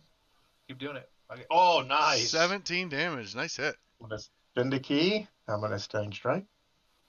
He succeeds with a 23. Fuck. He's hard I'm to going stun. And he doesn't have disadvantage from my thing, I right? believe it. Correct. You guys gonna haven't make- given him disadvantage on saves. Where's my necklace that I have? Hit him. Hit for 10. He's moderately Oh, nice. wounded now. I'm going to stunning strike. He makes it with a 14. How much key do you have left now? I have 1 key left.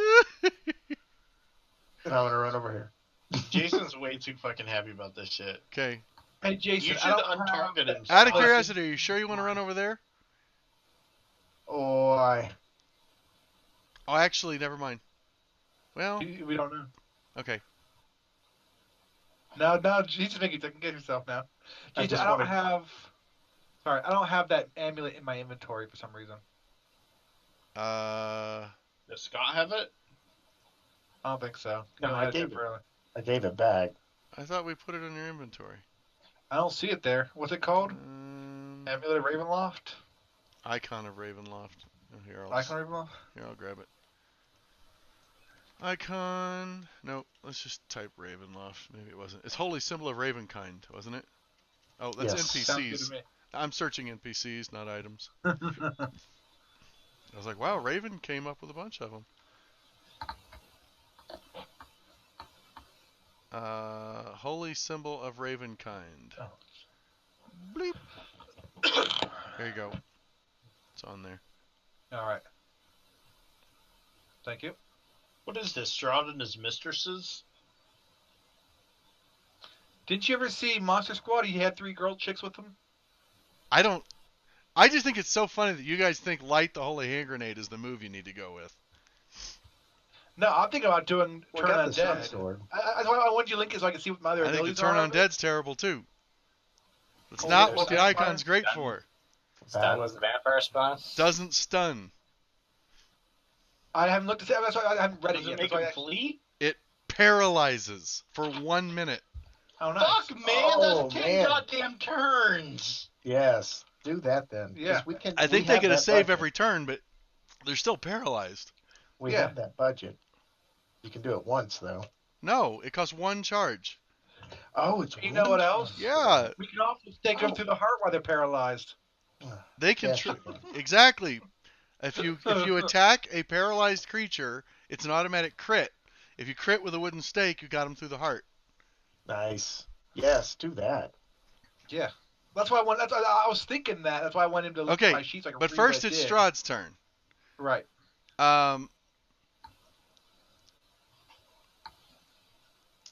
Shit. Shit a brick. Well, wait. Doesn't he take damage from sunlight? Yeah, first off, he takes damage from sunlight. Thank you. I totally forgot. Sunlight hypersensitivity. So does that mean he doesn't heal that 20 as well? It does. So that should be 41, and now he's at 61. Nice, perfect. He's dying. I saw that. Yeah. He had 4,161 damage for a second. Okay. That's a hell of a hit. Yeah, it's that good.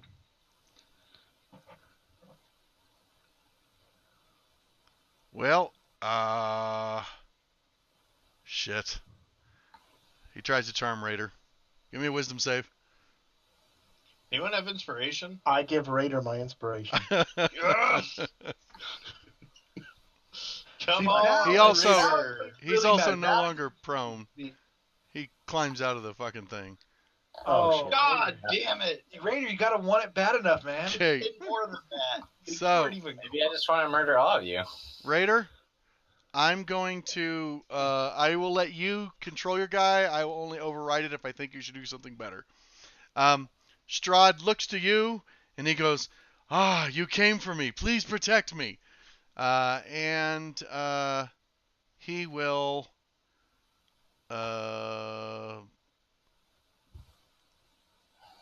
slip back to the back of the room. Vermeil? You could make an opportunity attack. Oh, I can? He was next to you. Yeah! You've been toting around your short sword. Might want to unthrone him, though. I think I did. Nope. I did Sure not. didn't. Okay. Want me to re-roll it? I thought I took it off. Oh, there it is. I see. Okay. Yes, please. Although the 16 was before the 6, that's okay. See what he does. Hit. Oh, With fuck. a magic weapon, too. Yep. I hope you kill him. Okay. 18 damage, heavily wounding him. Holy crap. Holy shit. All right. Is his turn done? Yes, his turn is over. Hold on, real quickly. Strahd gestures towards Tibble. No, gestures towards Jimmy. That's a terrible idea. And, where's that one at? I think it's on his list here. Yeah. NPC.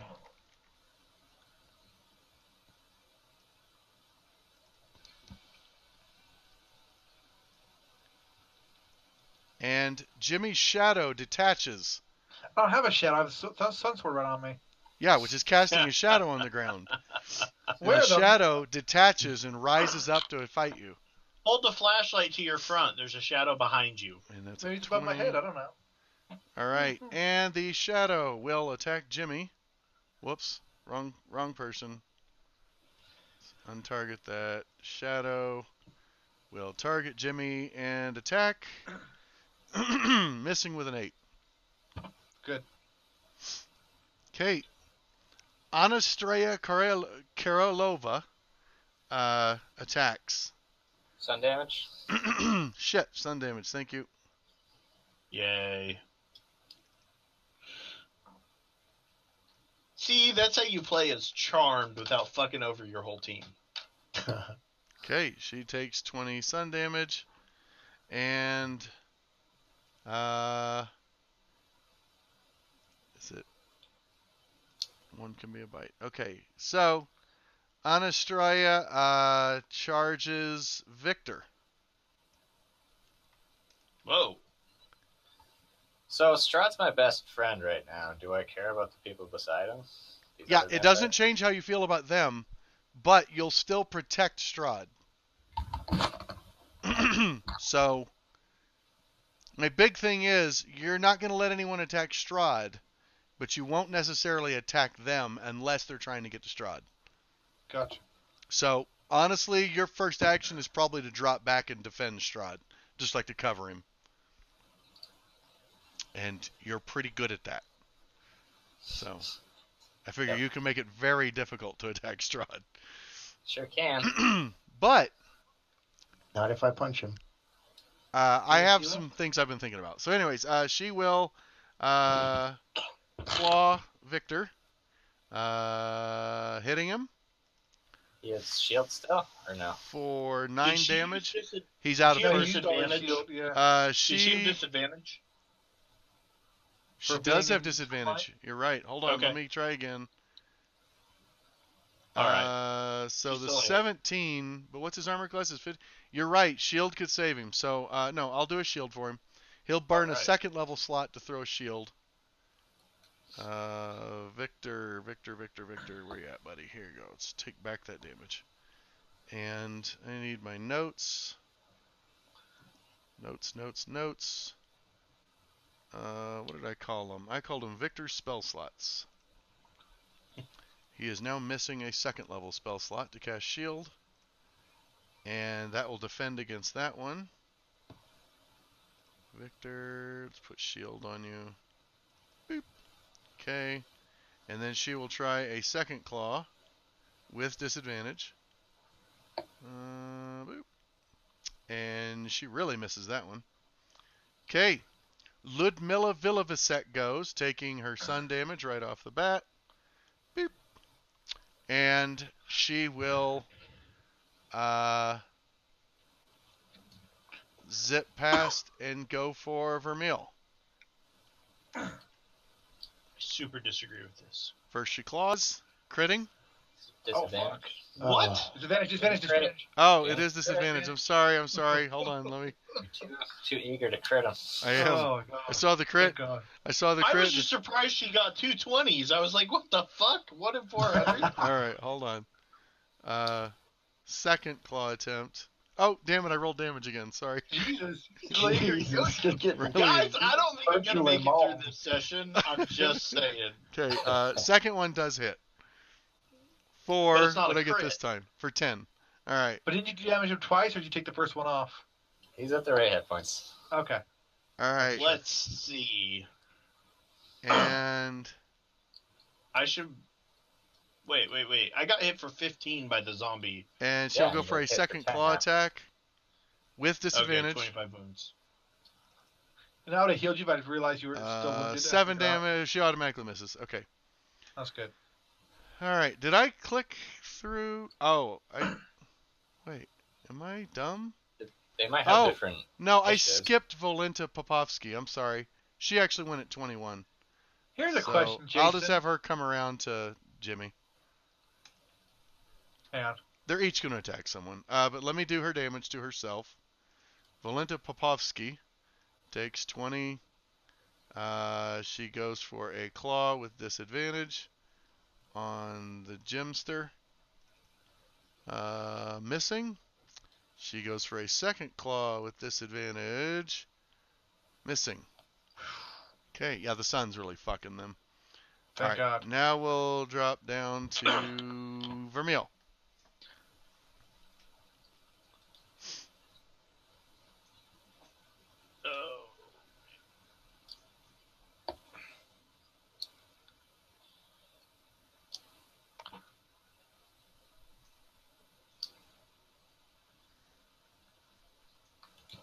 What's Vermeil going for?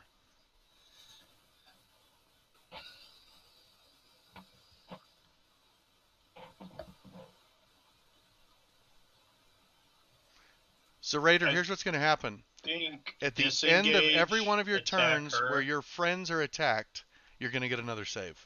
You can also take the shadow, Brian, because I'm going to try. Because it's if you're attacked, but I feel like attacking your allies should fall into the same category.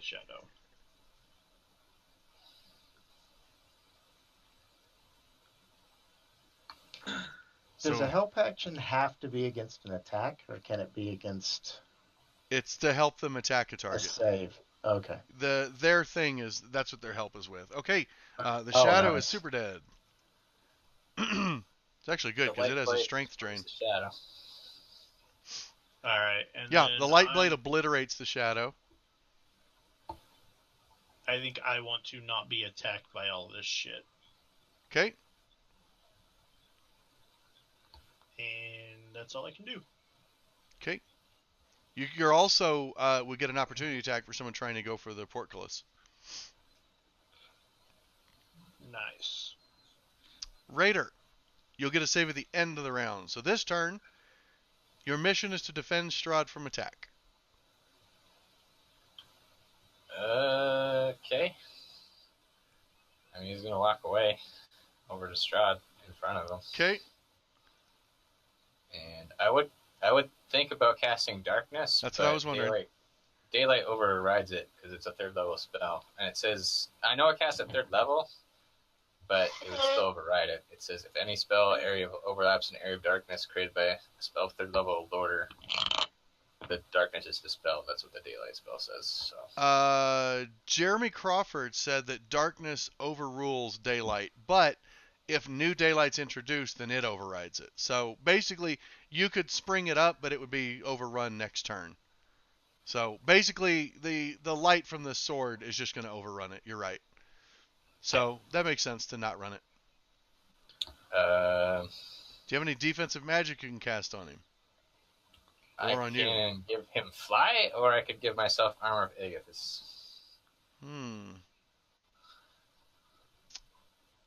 Or I could just attack the first time. I see you're still standing there with your hit points. You're ready to defend. I'd say you're ready to action to attack anyone who goes for Strahd. And he's also gonna. I'm also gonna use Rally on Strahd. Nice. Yes. What is that? I'm gonna rally Strahd. Rally. Remember, he's a Battlemaster fighter. You used to do it all the time. He's gonna give Strahd 10 hit points. What a dick. Yeah. I love it. It's happening. Oh, that's what great. Strahd needs is 10 hit points. Yeah. Well, at least he only gave him 4. Nice. Can you lock tokens, Jason? Your heart no. was not in that. I'm just trying to see. I guess I can just do it this way to see how far he is. I think if you hold control. If you hold control and drag your token, it might... I don't know, because you don't actually have a grid on this isometric map. Oh, that's why I can't see the distance. Oh, okay, yeah, there's no grid. That's true. So 10... I just count the squares. 30 feet. He's like 20 feet from you. Okay, he's 25 feet away, yeah. Okay. Raider's holding his action to... attack anyone that gets next to him? Great green flame blade, the first person that comes beside. Oh, nice. Yeah. Okay. I'll say that your blade lights up with green flame already. You're ready. Yeah. Okay. And go ahead and make a wisdom save, Raider. To see if this seems right. It does not. Yeah! That's awesome. Oh. So I figured you had basically a 20% chance each turn of overcoming the charm. So, you did. If I'm holding my action to attack, would I just turn and attack him now or no? I feel like you would. Okay. Go ahead. Poor Strahd.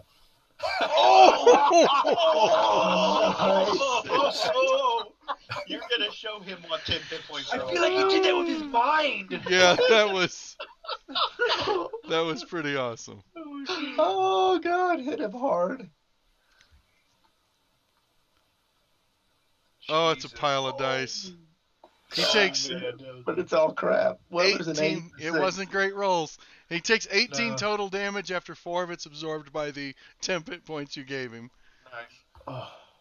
I just want to say I only rolled 5d6 and I still did 28. So he's not charmed. That's where he's at. Jimmy. Yeah. I want to thrust my. Cause I have to aim it around my neck. I want to thrust my chest in the air, kind of like Iron Man. Like I'm shooting up that chest beam. I'm gonna fire off the whole vampire. Okay. Target all of vampires. them. Yep. It's all vampires. That's beautiful. It's all vampires within 30 feet. Okay, this will use 1 charge, and you're gonna. But I don't have. It doesn't force the saving throw. All right, I'll just roll for each one. All right. DC 15 Wisdom. Valenta rolls a Wisdom save. She makes it. Bullshit. Why did she get +3? Oh, because she's proficient. She's proficient in Wisdom saves. So here's a real quick question though. Yeah. Does sunlight affect us at all or no? No, it affects ability checks, not saving throws. Okay, just checking. Nope, no problem. I always ask the same thing. Okay. Because I always mix them up. Ludmila Vilasevic makes a saving throw. She fails. She is paralyzed Nice. for 1 minute.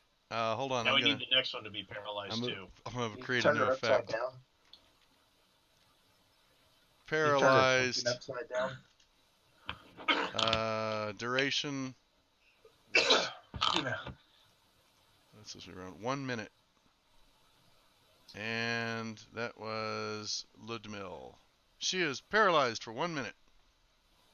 Okay. Next is Anastraya Karolova. She makes her save and fails. Good. She Nice. is also paralyzed. Victor is free to get away from them too. Paralyzed 1 minute. And the big one. This is the one we're all waiting for. Yep. This is the one that's just got to fail. No biggie. He's decent at wisdom saves.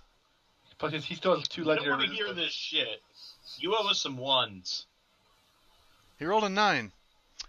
But he passes it. Because of resistance, right? So he has 1 more legendary resistance today.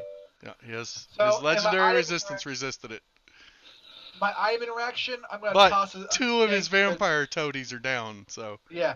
And I want to throw my item interaction to throw a stake to Tibble and say, you know what to do. Alright, no problem. And that's my turn. You know what to do, Rico! Exactly. He runs up and stabs you in the chest with it. No, I meant them, you dick! Here, I have a question. Can I use this amulet even if I'm raging or no? I would consider it casting a spell. So no, okay, I'm not going to Yeah, rage. no. Alright, Victor!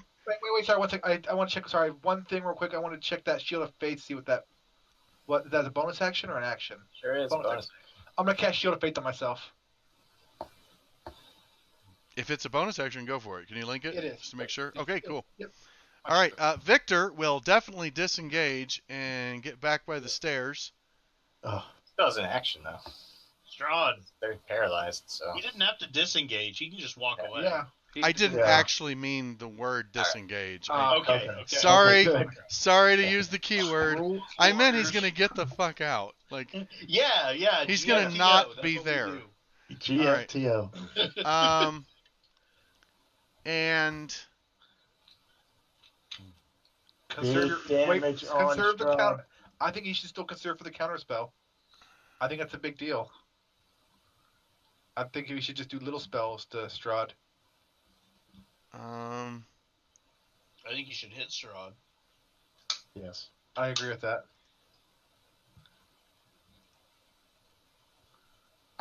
he just has these great abilities. What's he have? I want to use Cone of Cold. Isn't that single? Is that multiple targets though? Yeah, 8d8. No, I no, didn't know. he's not going to. He'll throw a Yeah. firebolt. He's supposed to be throwing counter spells. What he's signed on for. So he throws a firebolt at Strahd. I mean- Which whiffs. If the 2 weren't incapacitated, I'd agree maybe with them. Oh But shit! him being incapacitated. At the end of yeah, I forgot him. Here's the thing: they're not even gonna do anything. But I'm gonna try and hit Raider at the end of his turn with a claw attack. Oh, yeah. Can you do that after every person's turn? 3 times, yeah. Yeah, he Okay. gets 3 legendary actions. And he missed. Is the save one of the So legendary I'm gonna actions? assume he would have missed. No. He Okay. gets Okay, that's legendary legendary resist. So He's scraping back against Raider as Raider turns. yeah, he swings and it does Right, nothing. right. He's actually busy taking it up the butt because he didn't realize your charm broke. Oh, you know what? I mean, he would have had 1 more, but I don't think it would have mattered. Swing again. Let's just see. No, I'm just checking. Nah, I rolled a 3. It wouldn't have mattered. Okay. So, that's the end of the round. Tibble. We need to not Alright. let him get away. Yeah, Tibble's gonna whoop whoop whoop whoop whoop. Oh, Okay. you're not going to stake the Ludmilla Vilswick? We need to make sure he doesn't get away, Nick. Remember, he I can know. pass through walls and shit. Yeah. Okay. Tibble hits for... Oh, he is Jesus, good. critically wounded him. Oh my god. And here we go. One more time. Last one, gentlemen. No, it's not last one. You can't hit that hard. That's not what he meant. He meant he's He meant spending his last key. Oh, his last key. He makes the save. And a whiff. He missed. Shit, I figured out Scott's dice. They only like key. And he missed. Ah, and I'm you're over right. back They're here. really good when he's got key. All right. UK. Tibble disengages. Strahd goes.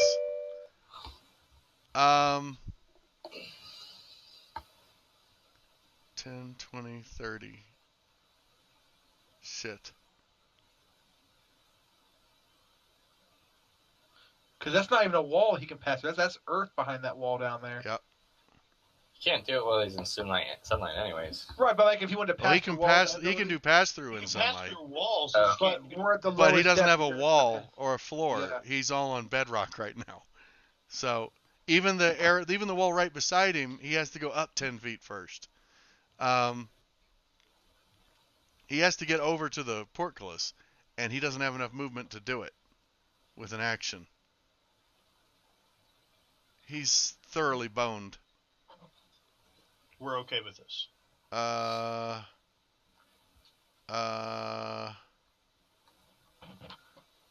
Just give it up, Strahd. Is he smart enough to know that spells will be counterspelled, or would he like try and... That's what I'm debating, is chucking out a fireball. Just be like, well, I'm taking you with me. It's been 19 episodes. It's been fun, but it's I like time the to go. message of it. Let's see. 1, 2, 3. I would say he could chuck a fireball that'll catch Raider back. Like I it think wouldn't we should catch try to counterspell that Tibble. shit. Actually, no. You know what? I'm going to say he's going to chuck a fireball to catch everyone but Tibble. And then he'll cast it at 5th level Jesus. to get a really good one going. Can Victor dispel that? And then Victor will counterspell it because he has a Oh, that's 5th right. level slot left. Oh, thank No. God. Yes! Thank God. Victor goes, nope. So he doesn't I even have just to want roll. to know how smug Goth Emo Boy is right now, because Probably he should pretty. be super smug. Pretty smug. Let me just want to read counterspell to make sure I'm reading it right. But I believe it's as long as you use the same level spell slot. Yep. You attempt to interrupt a creature in the process of casting a spell. If the creature's casting your 3rd level or lower, it fails and has no effect. If it's 4th level or higher, you can make an ability check using 10 plus the spell's level for DC. On a success, it has no effect. At higher levels, when you cast this using a spell slot of 4th level or higher, if the interrupted spell has no effect, if its level is less than or equal to the level of the spell slot you used. So, yep, So 5th. he used a level 5 spell to counter it. He threw a level 5 sparkler. So I'd like to give him a little fist bump, because that was a good counterspell. He's my boy. All right. That I think means Victor may be due for the adventure in life after this whole shit. Strahd's to in get out of deep here. shit. Oh, I'm sorry. I'm going to take that unarmed strike that I missed. Yeah. At his action. So he hits, but he doesn't go for damage. I need you to make a... he's just going to take a grapple. Which is... Yeah, and you can just choose the grapple. I don't Yeah, even do it. it's DC 18 to avoid. Yep, or to break it. Okay, and good to go. Next turn He's gonna is try and bite. Volenta Raider for Popovsky. She's the only Is one not paralyzed. Not paralyzed. Okay, she Burning in the will. sun. Burning in the sun. She will try to claw Jimmy. Did she take Burning. damage? She healed. Oh, she did take Jason. damage. I'm sorry. I don't know why it's healing okay. them. And no disadvantage on the attack. I got it. Because that's a critical. 30. So This she's is at important. 50 damage. I will try to claw again.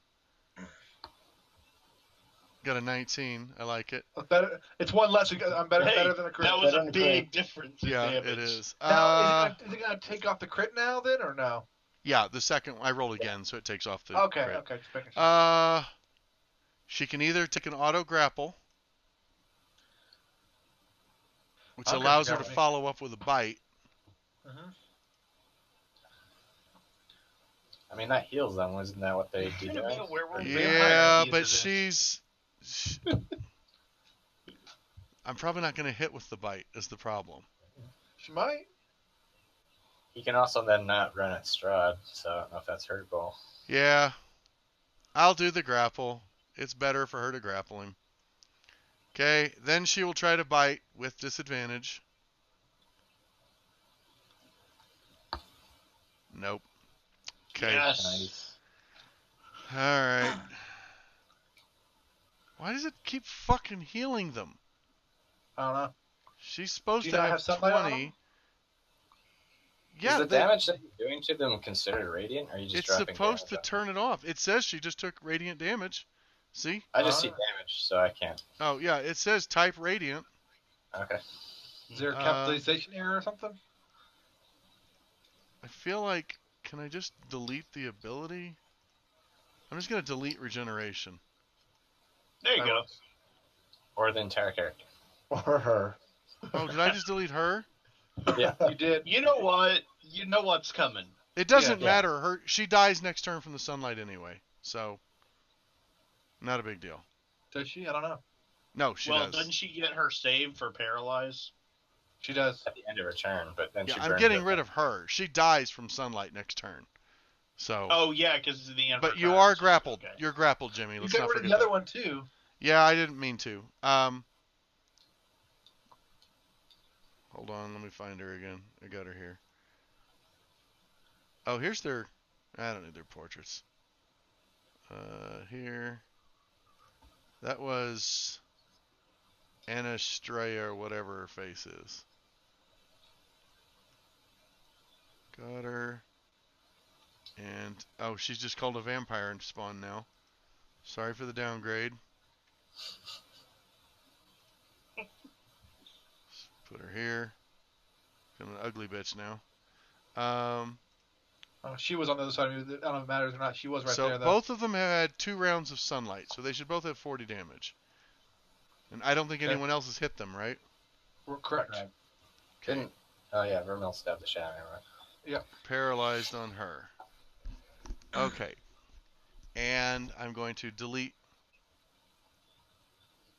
I'm going to delete item. I think it's deleting her whole character. Can I do Yeah, this? unless you could like remove No, action or it's something. just not letting me do it. Just change the damage to like add 10 more damage to that thing when you drop it on her. Doesn't quite That's work. true. I could change, but I can't change it either. It's all right. I'll just. We just have to remember. All right. Yep. So she's paralyzed. The other one's paralyzed and is supposed to be at 40 damage. They both get saving throws real quick. Let me just roll 2 of them real quick. Save. Fuck a duck. They're both still paralyzed. Nice. Okay, Vermeil. I want to run up, Okay. and I totally want to hit him with this. Okay. Yeah. Oh you do. shit. Go, boy. I think I got him a little bit. Yeah, Holy fuck. Holy fuck. Hey, if he's gonna go out, man, that's one to go out on. Oh. Now we're all gonna take turns shitting in his coffin. Oh. Was that 10d6? Yep. Jesus Christ. It's a pretty good roll. Oh. It's a pretty Yeah, good roll. Also, High five. I like that the I'm not a combat character lands the killing shot on Strahd. By a lot, too. All right, you come dashing up with your brand new sword, and you plunge it directly into his chest. His eyes just go wide with shock and alarm as he realizes he's fucked. He like reaches for the blade, and before his hands get there, they've already started to crumble to ash and just pass through the hilt. As he looks at Raider, he just, all of a sudden you see his whole body just start to dissolve. He starts to shriek. Light does not erupt from him. Black, smoke, just inky tendrils of darkness start to, and as he starts to fall away, you see out of his skin like almost tentacles start to reach out like they're trying to grab Vermeil. They too start to crumble to ash, but like it reaches out. Something in him, something not of this world, reaches out, and you hear it screaming. There's like 5 voices at once, and then he fades, and as he falls, it just collapses, and soon it's just a pile of clothes on the ground, with just this horrible oily ash spreading across the floor. You can hear this sinister whisper in your head, all of you, that the bargain is not fulfilled. And then it's quiet. You see the other vampires, the other 2 paralyzed vampires, both of them, they're helpless. You can stake them this turn. Yes. But both of them just look stunned. So not dead. And horrified. No, I don't think a vampire spawn dies when the master dies. I think it's when they become a freed vampire. What's the difference? It doesn't nothing when they're staked. So, Yes. I'm assuming you're killing them too. Yeah. Raider's making sure he gets to kill one of them himself. Okay, that's fine. Actually, stakes Strahd von Zarovich is dead. I want to burn his coffin. Okay, yes, you can burn his coffin. With holy oil in the flames? Anyone got holy oil? Holy water. I have oil, and I can mix it with some water, holy water. I still have 1 holy water. I will tell you, if you just pour holy water on it, it will burst into flames. Oh, nice. I will totally do that. You don't need a spark or anything. I'm gonna throw some oil on top of that too. Okay, the oil would seriously dull the fire. I mean, like, oh really? It's holy water on a desecrated ground. I mean, it just okay. Whoosh, it destroys the coffin. All right. Game over, man. Game over. Yeah. Now what? Did we? Oh, now what? Well, now we play the game. Is the castle still evil? There's a thunderclap that like rips as he dies, and the castle shudders, but not like shudders like an earthquake. Shudders like as though you realize now the reason the castle felt so uneasy. It was almost like there was a beating heart that just gave this gentle thrum to the floors, and it shudders as the heart stops. Does it And feel the like castle is truly still. It no longer feels sinister and alive. It feels dead. Did we see a dragon skull anywhere in the castle? No. I think it's gonna be in that one. One of the option was like the ancient magic or whatever. Could be. I think we need to go back to that portal. But we have to find our way to the portal first. Yes. Can we take a short rest? Sure. Do we want to? Or I mean, I can just heal. I can just heal Vermeil. And we killed Someone Strahd. wants his key back. Safe, and I'd like to have my weapons back. Just take a short rest. Sure. We got the portcullis up, I guess. Yeah. Okay, I'm gonna roll for some encounters. Oh, fuck. Sorry, Okay. I thought we were short rest. So, nothing comes. It's deadly Alright. calm and still. I need better rolls. There we go. Right towards the end of the hour, you hear a shuffling noise. Vermeil, It's gonna be you that recognize the Cyrus. noise. It's Cyrus. You recognize Hey, his Cyrus. shuffling gait. He comes down. You see a lantern, and he stops. Let me move the map a little bit here. I gotta get the. By the way, did Strahd have any magical items on him or nothing? Or no? Yeah, we definitely need to check that pile of ash. He did. Who would pick that one? He has Okay. clothes, but otherwise, no, he didn't have any magical items. The amulet, you notice that the ruby shattered. Yeah. It apparently did not recover. So you see Cyrus, and Like, hey, buddy. He's a little farther back.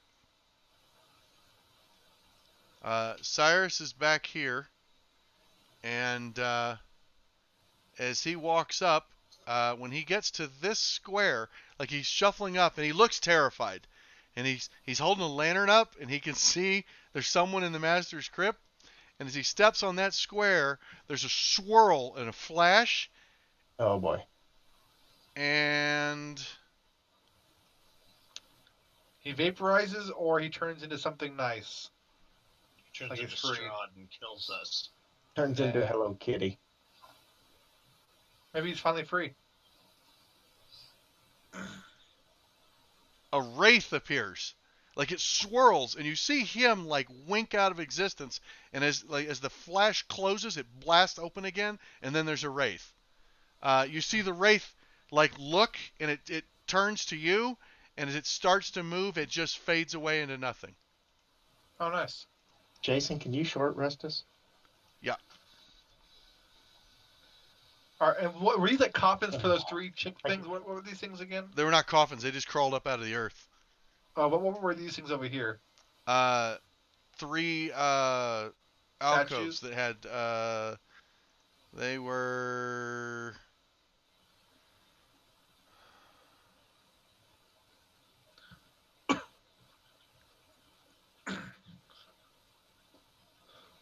what the fuck are they called?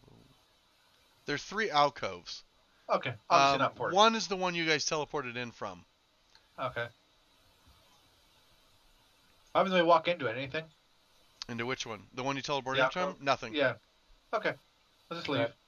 Tibble's gonna hit the lever. Okay, the portcullis lifts. I want to check for traps. Yeah.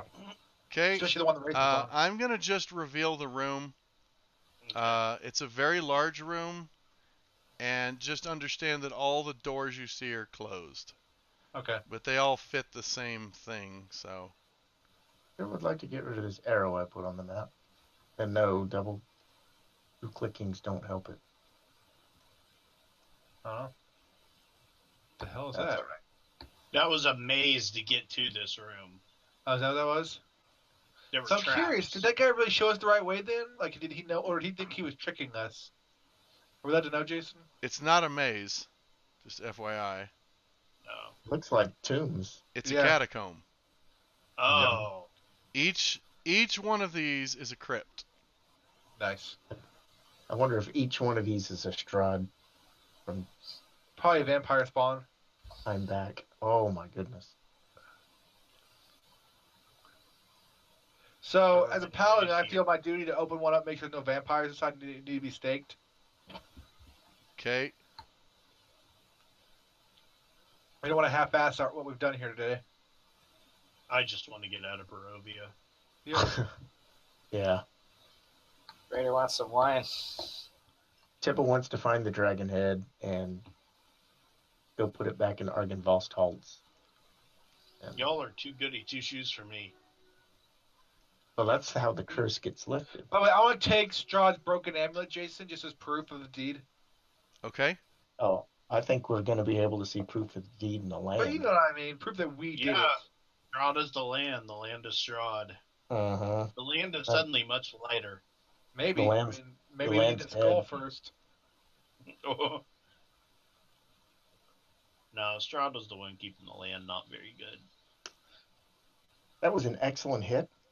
Did that feel kind of anticlimactic? I thought it was amazing. Screw you, man. When you roll that crit for 42, it feels fucking good. And it wouldn't have felt so anticlimactic if we hadn't counterspelled its fireball, and Scott hadn't done that thing of his, and Raider hadn't rolled a 19 on his save so early. I mean, there was a lot of it was luck really in there. cool. Like the Okay. tarot card, you have to get all the shit to do this stuff. Yeah. Yes. I mean, that's what this whole thing was about. It would have been a lot harder if we'd skipped Victor, that's for sure. Or the the amulet. amulet. Yeah. Or the sword. So, Especially that sword, oh my god. this is the area you see. Okay. So I'm going to walk up to the first crypt and check for vampires. Okay, I'm going to give you a basic description. Buried deep beneath the keep of Ravenloft lie ancient catacombs with arched ceilings supported by wide, hollow columns that double as crypts. Cobwebs hang limp in the musty air. A thick fog clings to the floor. I'm sorry, there's no longer a thick fog. Covered in putrid waste. The black ceiling is moving. That's just shadows. It's no longer creepy. I gotcha. All right, so... So I'm going to go here and just open.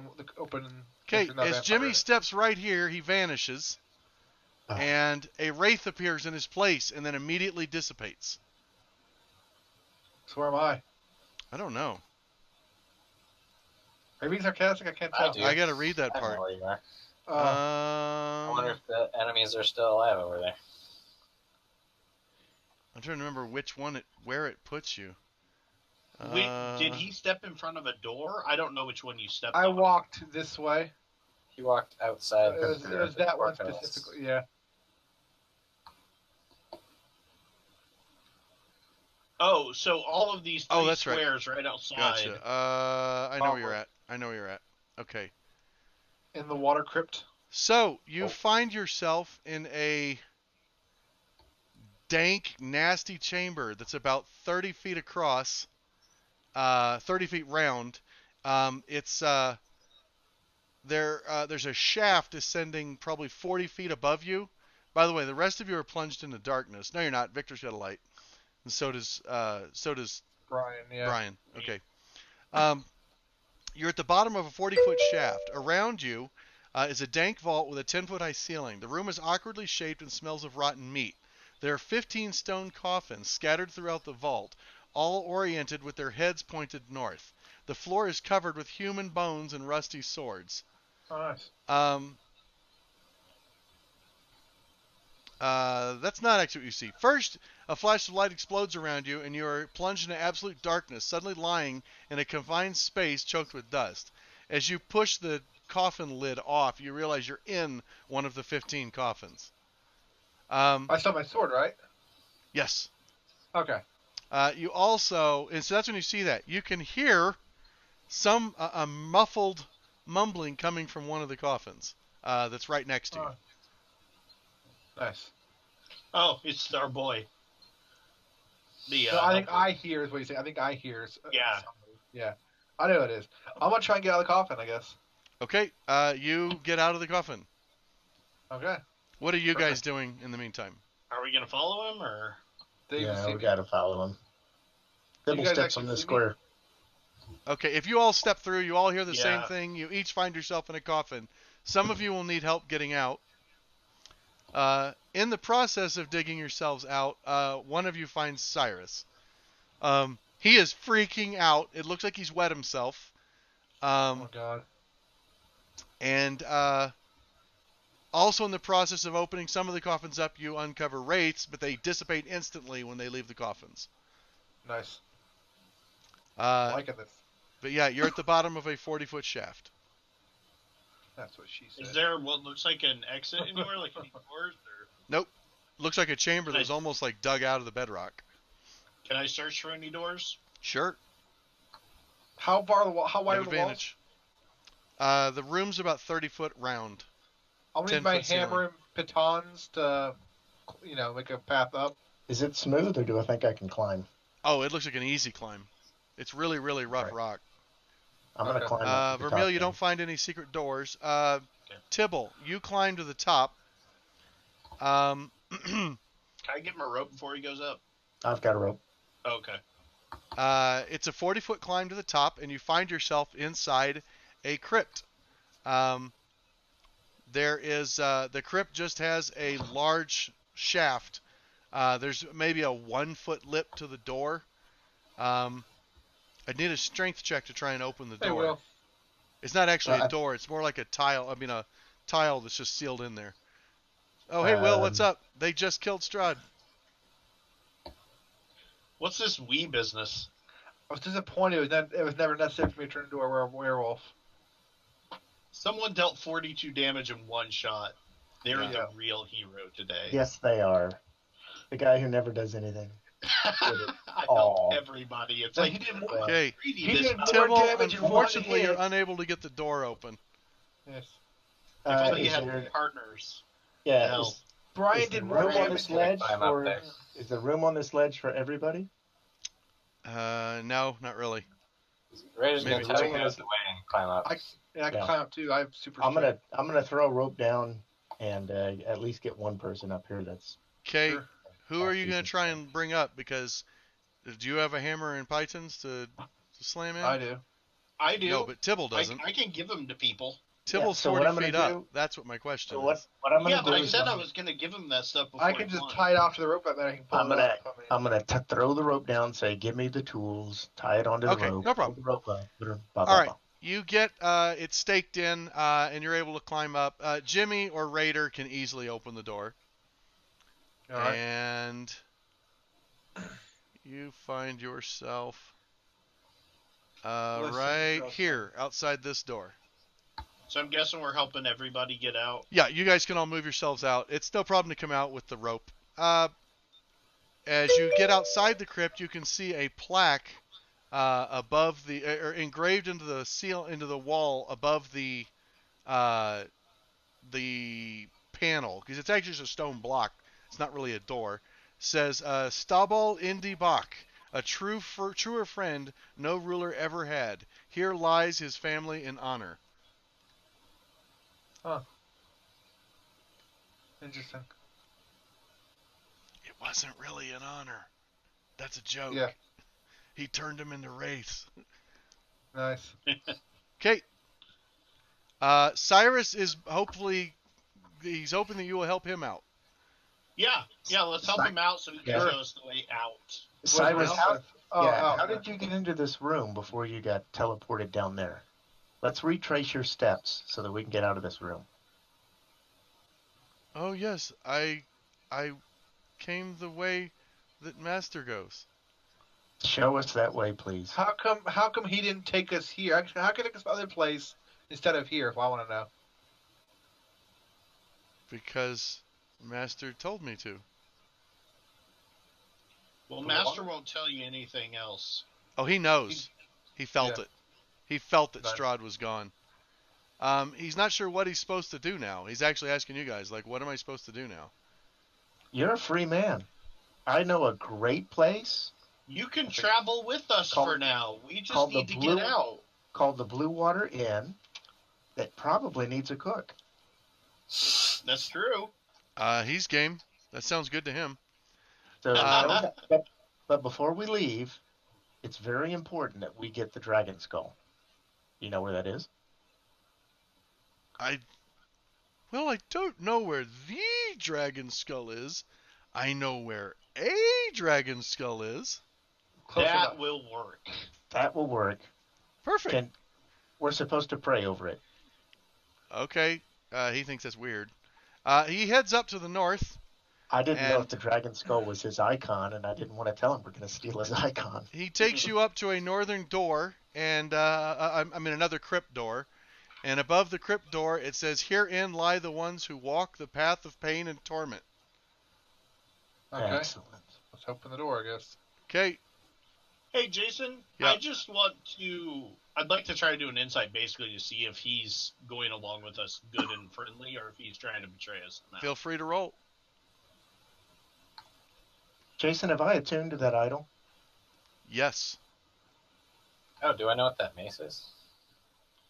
Yes. It's a mace of terror. Hold on, let me get both of That those. sounds like John's kind of item. Raider is probably gonna like that. If only it was two-handed. Item. Icon of Ravenloft to Tibble. Icon or Ravenloft. Yeah. Isn't that what I have? What's that do? No, it's the Oh, no, I little have holy statue. symbols. Yeah. The Icon of Ravenloft. You can use it to cast an augury spell. With no material components. You can use it to turn undead to increase the DC. You can also use it to cure wounds. Oh, nice. Yeah. You know what? I may take this back and give it to the good father. What does the mace do? He wouldn't help us. He was in a bind. And What does the the mace do, mace, Jason? I'm working on it. I'm The sorry, Mace I'm of just really Terror goes to... Oh, did I give you the icon? Yeah, I did. Nope. Okay. So, Will, in one And hit, Raider- Brian did more damage than he did the entire campaign. That's not true. That might be. I It did might like be half true. the damage I did the rest of the That was an campaign. There you go. That's excellent probably hit. closer. It was an excellent hit. Okay, and there is the Mace of Terror. And the I mean, Mace like, of the Terror... turn before I did 28 damage, Nick. I did more than Yeah. 14 the rest of It the is. It has 3 charges. When holding it, you can use an action to expend a charge to release a wave of terror. Basically, it can nice. inflict fright. And it's also considered magic, but it doesn't have a bonus to damage or anything. Oh, Nice. that's not as nice, but the fight part's nice. Okay. So he shows you when you pull it aside, there's a tunnel that's been cut into the pillar stone of Gravenloft. It's slick and the ceiling is barely 6 feet high. There's a lingering fog that limits visibility to a few feet. Still? No, sorry, no more lingering fog. It's Did just. Jermel believe him? And Yeah, did we believe him? yes, he seems completely genuine. He starts to take you down the tunnel. At this point right here, he stops and he points to a seam in the floor and he goes, "Don't step there, you'll end up in the water." Nice. And then he wanna tiptoes thank you. real carefully along the edge. All right, let's do that. So, just FYI, I want to show you something. Give me that unmask. It would have slid you into the thing you ended up in already, Brian. Nice. Oh my god. Oh, that's funny. That's hilarious. Okay, he takes you all the way back. He takes you down a staircase. He takes you past the brazier room. And he Nice. takes you in this door to another staircase. Then he takes you upstairs. God damn, this is a maze. Yeah, It is. tell me about it. I feel like we beelined pretty well. Yes. I He think so. takes you upstairs to this room. Finding that teleporter thing really helped us, and that was huge. Yeah. Yes. And we Wait, finally solved I might the have riddle lied. correctly. I lied. He doesn't take you to that staircase. I literally just got lost as the DM. So Nice. he actually goes back to the throne room, down to the water, trudges through the water, takes you up the South Tower staircase, tells you to be very careful with the elevator trap that would take you to your room. He still calls it your room. He takes you to Okay. the double doors. The one with his statue. Yeah. I swear, if it's a statue of like body parts, I think I might have to kill him. I have to think about it. He's not a bad Okay. He's guy. helping us now. Still, So it looks like this was once a mess hall or something. There's dark stains that cover the floor of the area. There are large oak tables, scarred and beaten, that lay scattered about like toys around the room, and their wood crushed and splintered. Replacing them are furnishings made entirely of human bones. The walls and the 20-foot-high vaulted ceiling are a sickly yellow color, not because of faded or time-worn plaster, because they are adorned with bones and skulls arranged in a morbidly decorative fashion, giving the room a cathedral-like quality. Four enormous mounds of bones occupy the corners of this ossuary, and garlands of skulls extend from these mounds to a chandelier of bones that hangs from the ceiling above a long table constructed of bones in the center of the room. 10 chairs made of bones are festooned with decorative skulls around the table, resting atop which is an ornate bowl-shaped vessel made of yet more bones. The doors to the north and south are both sheathed in bone, but the steel-banded double doors in the center on the east wall are not. Above the eastern doors is mounted the skull of a dragon. Oh, can you share Directly the above map? the double doors. you I know think what? I closed it. Oh, sorry. I think I'm Let okay me with sync this. the view. Because there's a church. There's a church made out of bones. So if there can be a church made out of bones, I think this is probably okay. Whether or not Let's Cyrus take this- procured the bones himself or just gathered them from all the dead shit in the castle, you don't know. He's been doing this a while. There's a lot of bones in I'm here. not even going to question. I just want to get the dragon skull down somehow. You have to admit, Cyrus doesn't seem particularly bright, and he has really outdone himself. I mean, this is artwork in a horrid fashion. It is artwork. Here, let me show you this picture here. Cyrus, this is absolutely amazing. He's beaming with pride. I've never seen anything this awesome. Do you mind if I take a souvenir to remind me of this? No, of course not.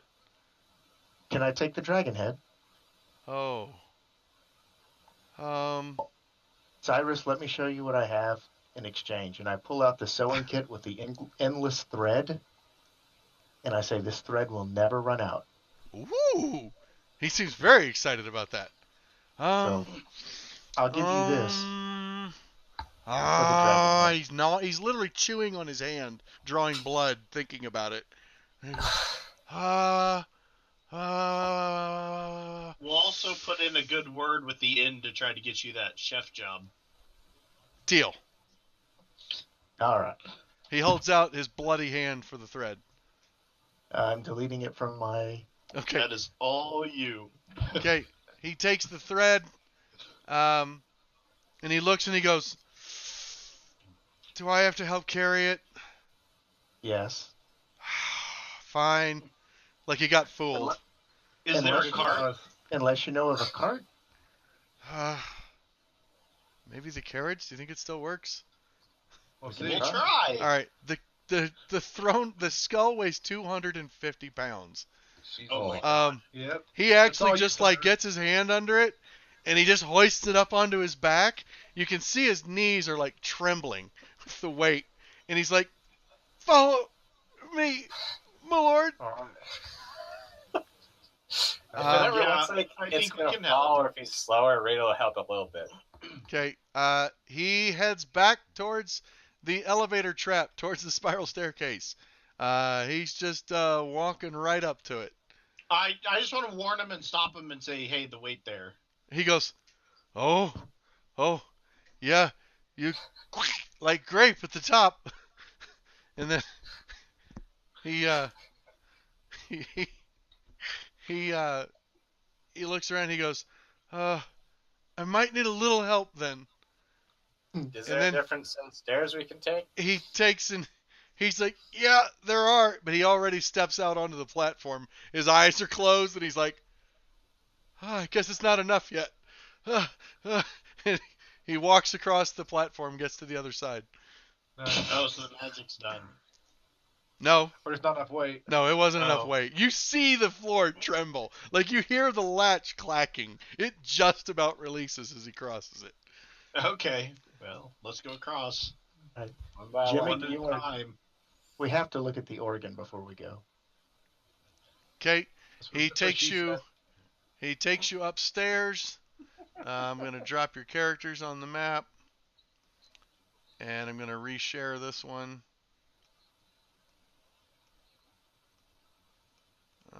Sync client view. Close Let's that have him map. set it down for a moment so we can get a break Okay. and go look at the organ. Okay. You go look at the organ. Does this dude know anything about the organ? Like, is there anything hidden on it, or? Oh, sure. He walks up and he goes, Master doesn't like when I do this. He reaches down and the foot pedals, he pushes the left one, the middle one, and the left one, and the whole organ goes click, and you see it slide aside and reveal a doorway. Where's the doorway lead to? To a chamber back here. Jason, can you share the map again? I don't It's know on why it's there. not showing up. We're on Ravenloft 3, that map. Yeah, Okay, there, share. Sorry. thank you. Okay, sync view. There's a chamber back here. You can see the castle courtyard visible through the arrow slits in the north and west walls. It is significantly brighter out. The storm has stopped. Nice. The castle courtyard in leaning against the walls in here are just dozens and dozens of mirrors. Some of them are as tall as a person. Some of them would fit in a backpack. There's also a corridor leading off to the side. So probably where every does mirror every mirror from in the whole castle in here. Probably, except for the two in the dining Probably room. doesn't like mirrors, yeah. There are two full floor-to-ceiling mirrors in the dining room, but that's it. Gotcha. He says this goes back down, though. Okay. We don't need to go that way. Alright. I think we can explore the castle after we return the skull. Okay. Let's go see if the carriage is out there or anything. Okay. You get outside. There is no carriage. Is there a But- wagon anywhere? The drawbridge is stakes? lowered, and the sun is not out. The sky is still overcast, but the storm is over. and you don't feel this ominous pall through the air anymore. Well, we're gonna need to help this guy carry this thing, but We could make a litter. The tripod. There's like a tripod you can drag on the ground like Native Americans did, and just less. Yeah. It's almost like a wheelbarrow, but without wheels. I'm down with that. I mean, we need Yeah. to do something to try to get back and move. Moving this thing just seems skullduggery. Okay. Well, second, I'm gonna tell him.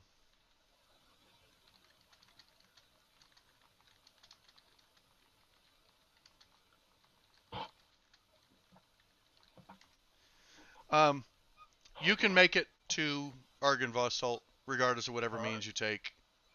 Okay. Oh, I should probably put it back here.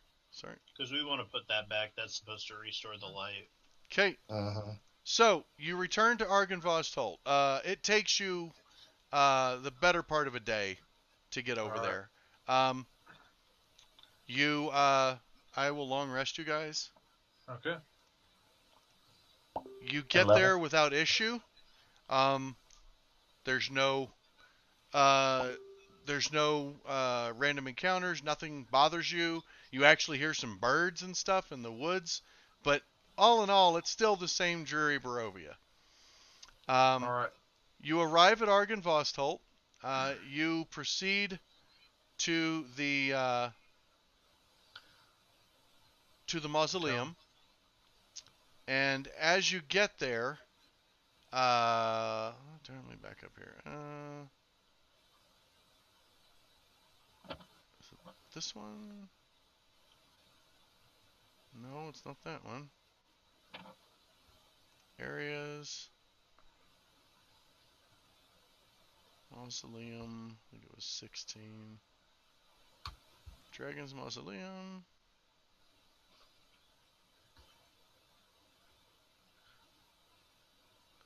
Okay, and that was Q53. Oh, I linked some awesome skull decorations in the church if anybody's interested. Chat. I did see them. So, you lug the skull over to the mausoleum, and as soon as you place the skull on top of the altar where it was resting before, there is a thunderous shudder as the whole mountainside shakes, and all of a sudden sunlight spills into the crypt. Nice. As you look out, you can see a light catapulting out of the tower at the top, which is the highest point in the entire valley. Like a white sun is burst for a second, and this silvery light pulses up into the sky, and as it reaches the clouds, they just burst apart like you touching, putting pepper into like soap into peppery water. Like it just scatters, and all of a sudden it's clear skies. It's beautiful. The sun shines down, and you see this wave of light radiate across the land. And as it goes, you see the trees. They go from being these scraggly, horrible, shadowy things to beautiful, lush forests that are green with breezes flowing over them. And it just continues to extend. And as it reaches, you see the fog, which is still there, repulse. And all of a sudden, the fog dissolves, and you can see the land goes on farther than you can see. There's no longer a fog holding anything. You can see Barovia clearly now. You can see over the entire land. You hear a wretched, wretched scream just carried on the wind coming from the south from the swamps. And you see... What's in the swamps? Yeah, the swamps to the south of you. I'll later. You see towards Yester Hill, you can still see the scarred ground from where you destroyed the Gulthias tree. You can see the ground turning green and grass sprouting.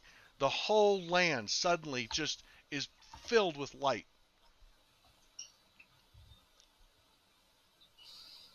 So you can probably leave now if you want to. Victor actually feels like a tear running down his cheek.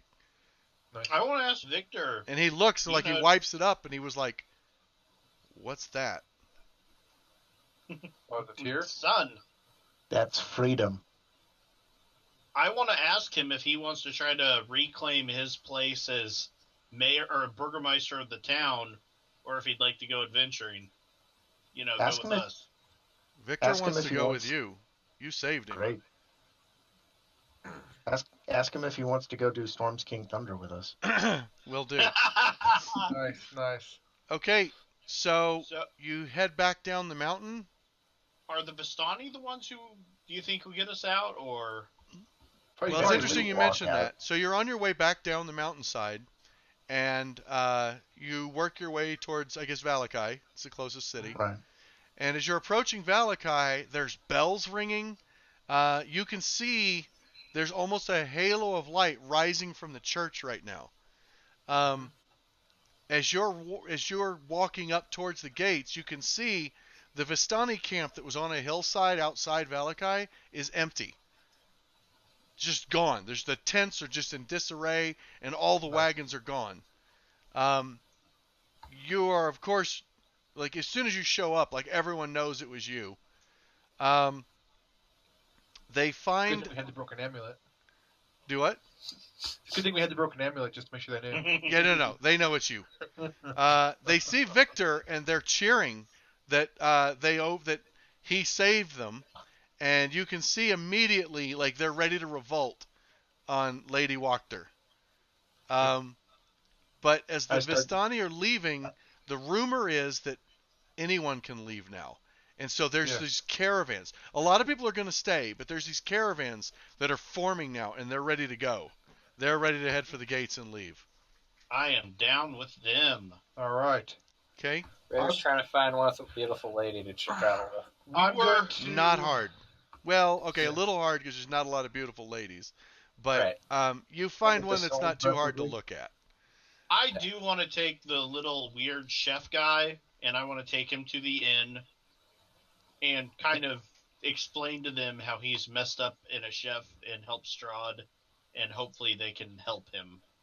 Because clearly he needs help. If they don't want to take, I have a plan too. And just say, look, guys. So go ahead. I'll let you finish here. Sorry. They're kind of leery, like he's a mongrel folk. We've had people coming from Kresk, and they've explained that like these mongrel folk were like they're from an insane family. Hmm? They ask to be spliced with animals. And That's at weird. that, he's like, that's true. That's true. Nice. Maybe he'd be more comfortable in Kresk. I mean, he might fit in with the Raven folks, though. The Raven folk Ravens. own the inn. I know they should fit right in. They're old mongrels. Yeah, they are not. Says the werewolf. hey, I don't willingly do that, so it doesn't count.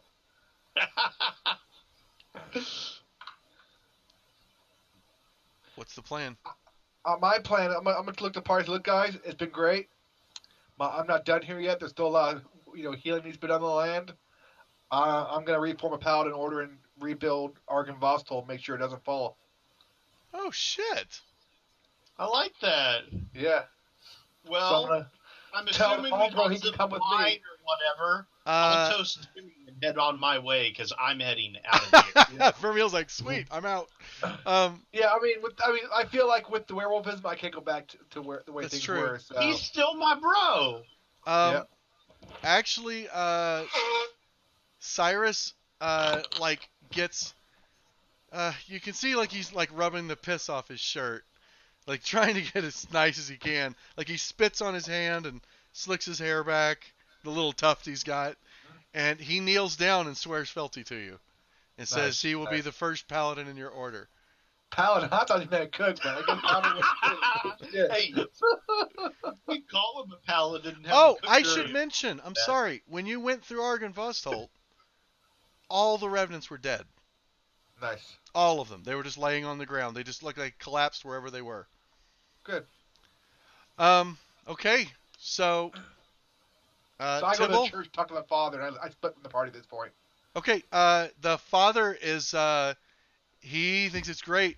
He's ready to help you get supplies. Yeah. And he'll also see if maybe they can find a way to cure your curse. Yeah. But he thinks if there's anything will help you resist it, it'll be faith.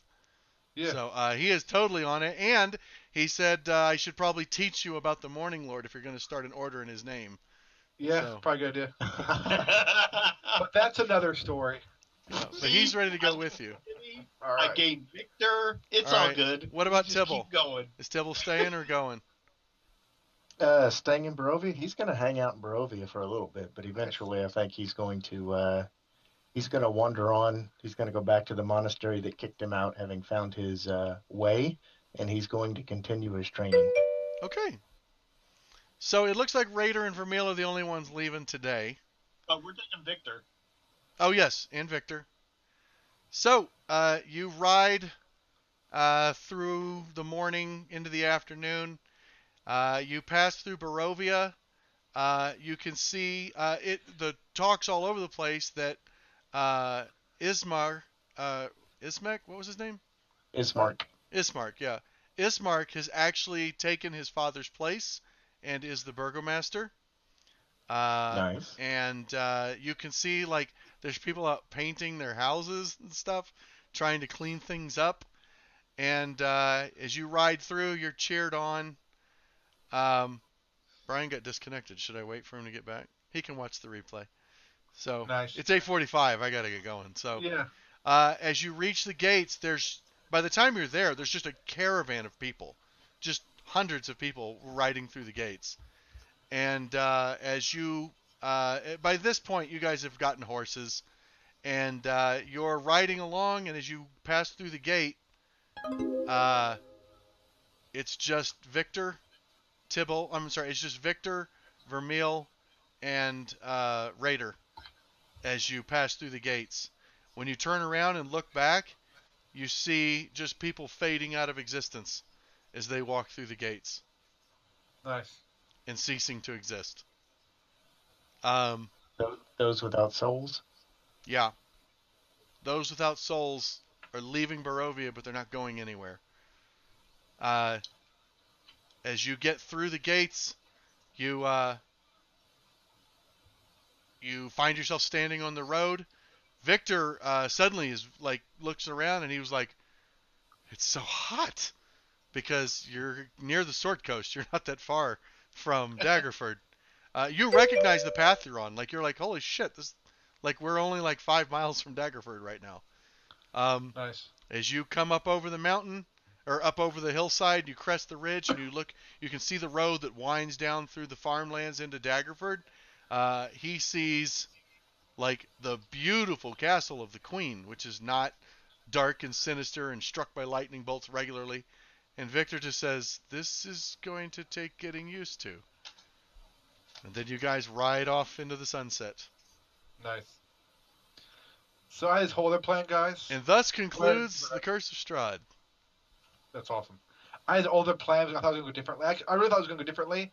I thought I was going to embrace my werewolfism and then try to replace Strahd as the dark ruler of Barovia.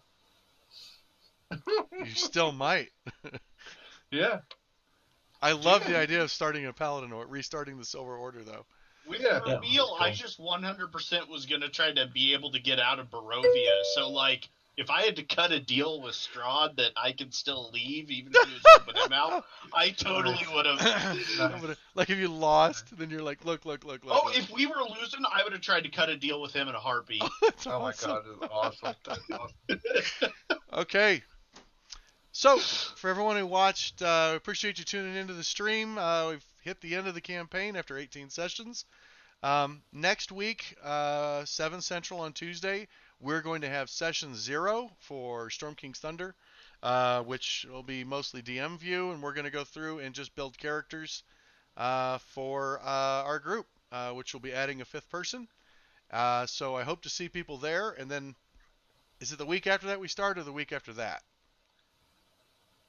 I thought the week after that's Halloween, isn't it? Yeah. It's Halloween. November 7th.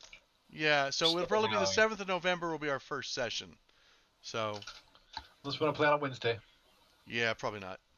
Okay. Yeah.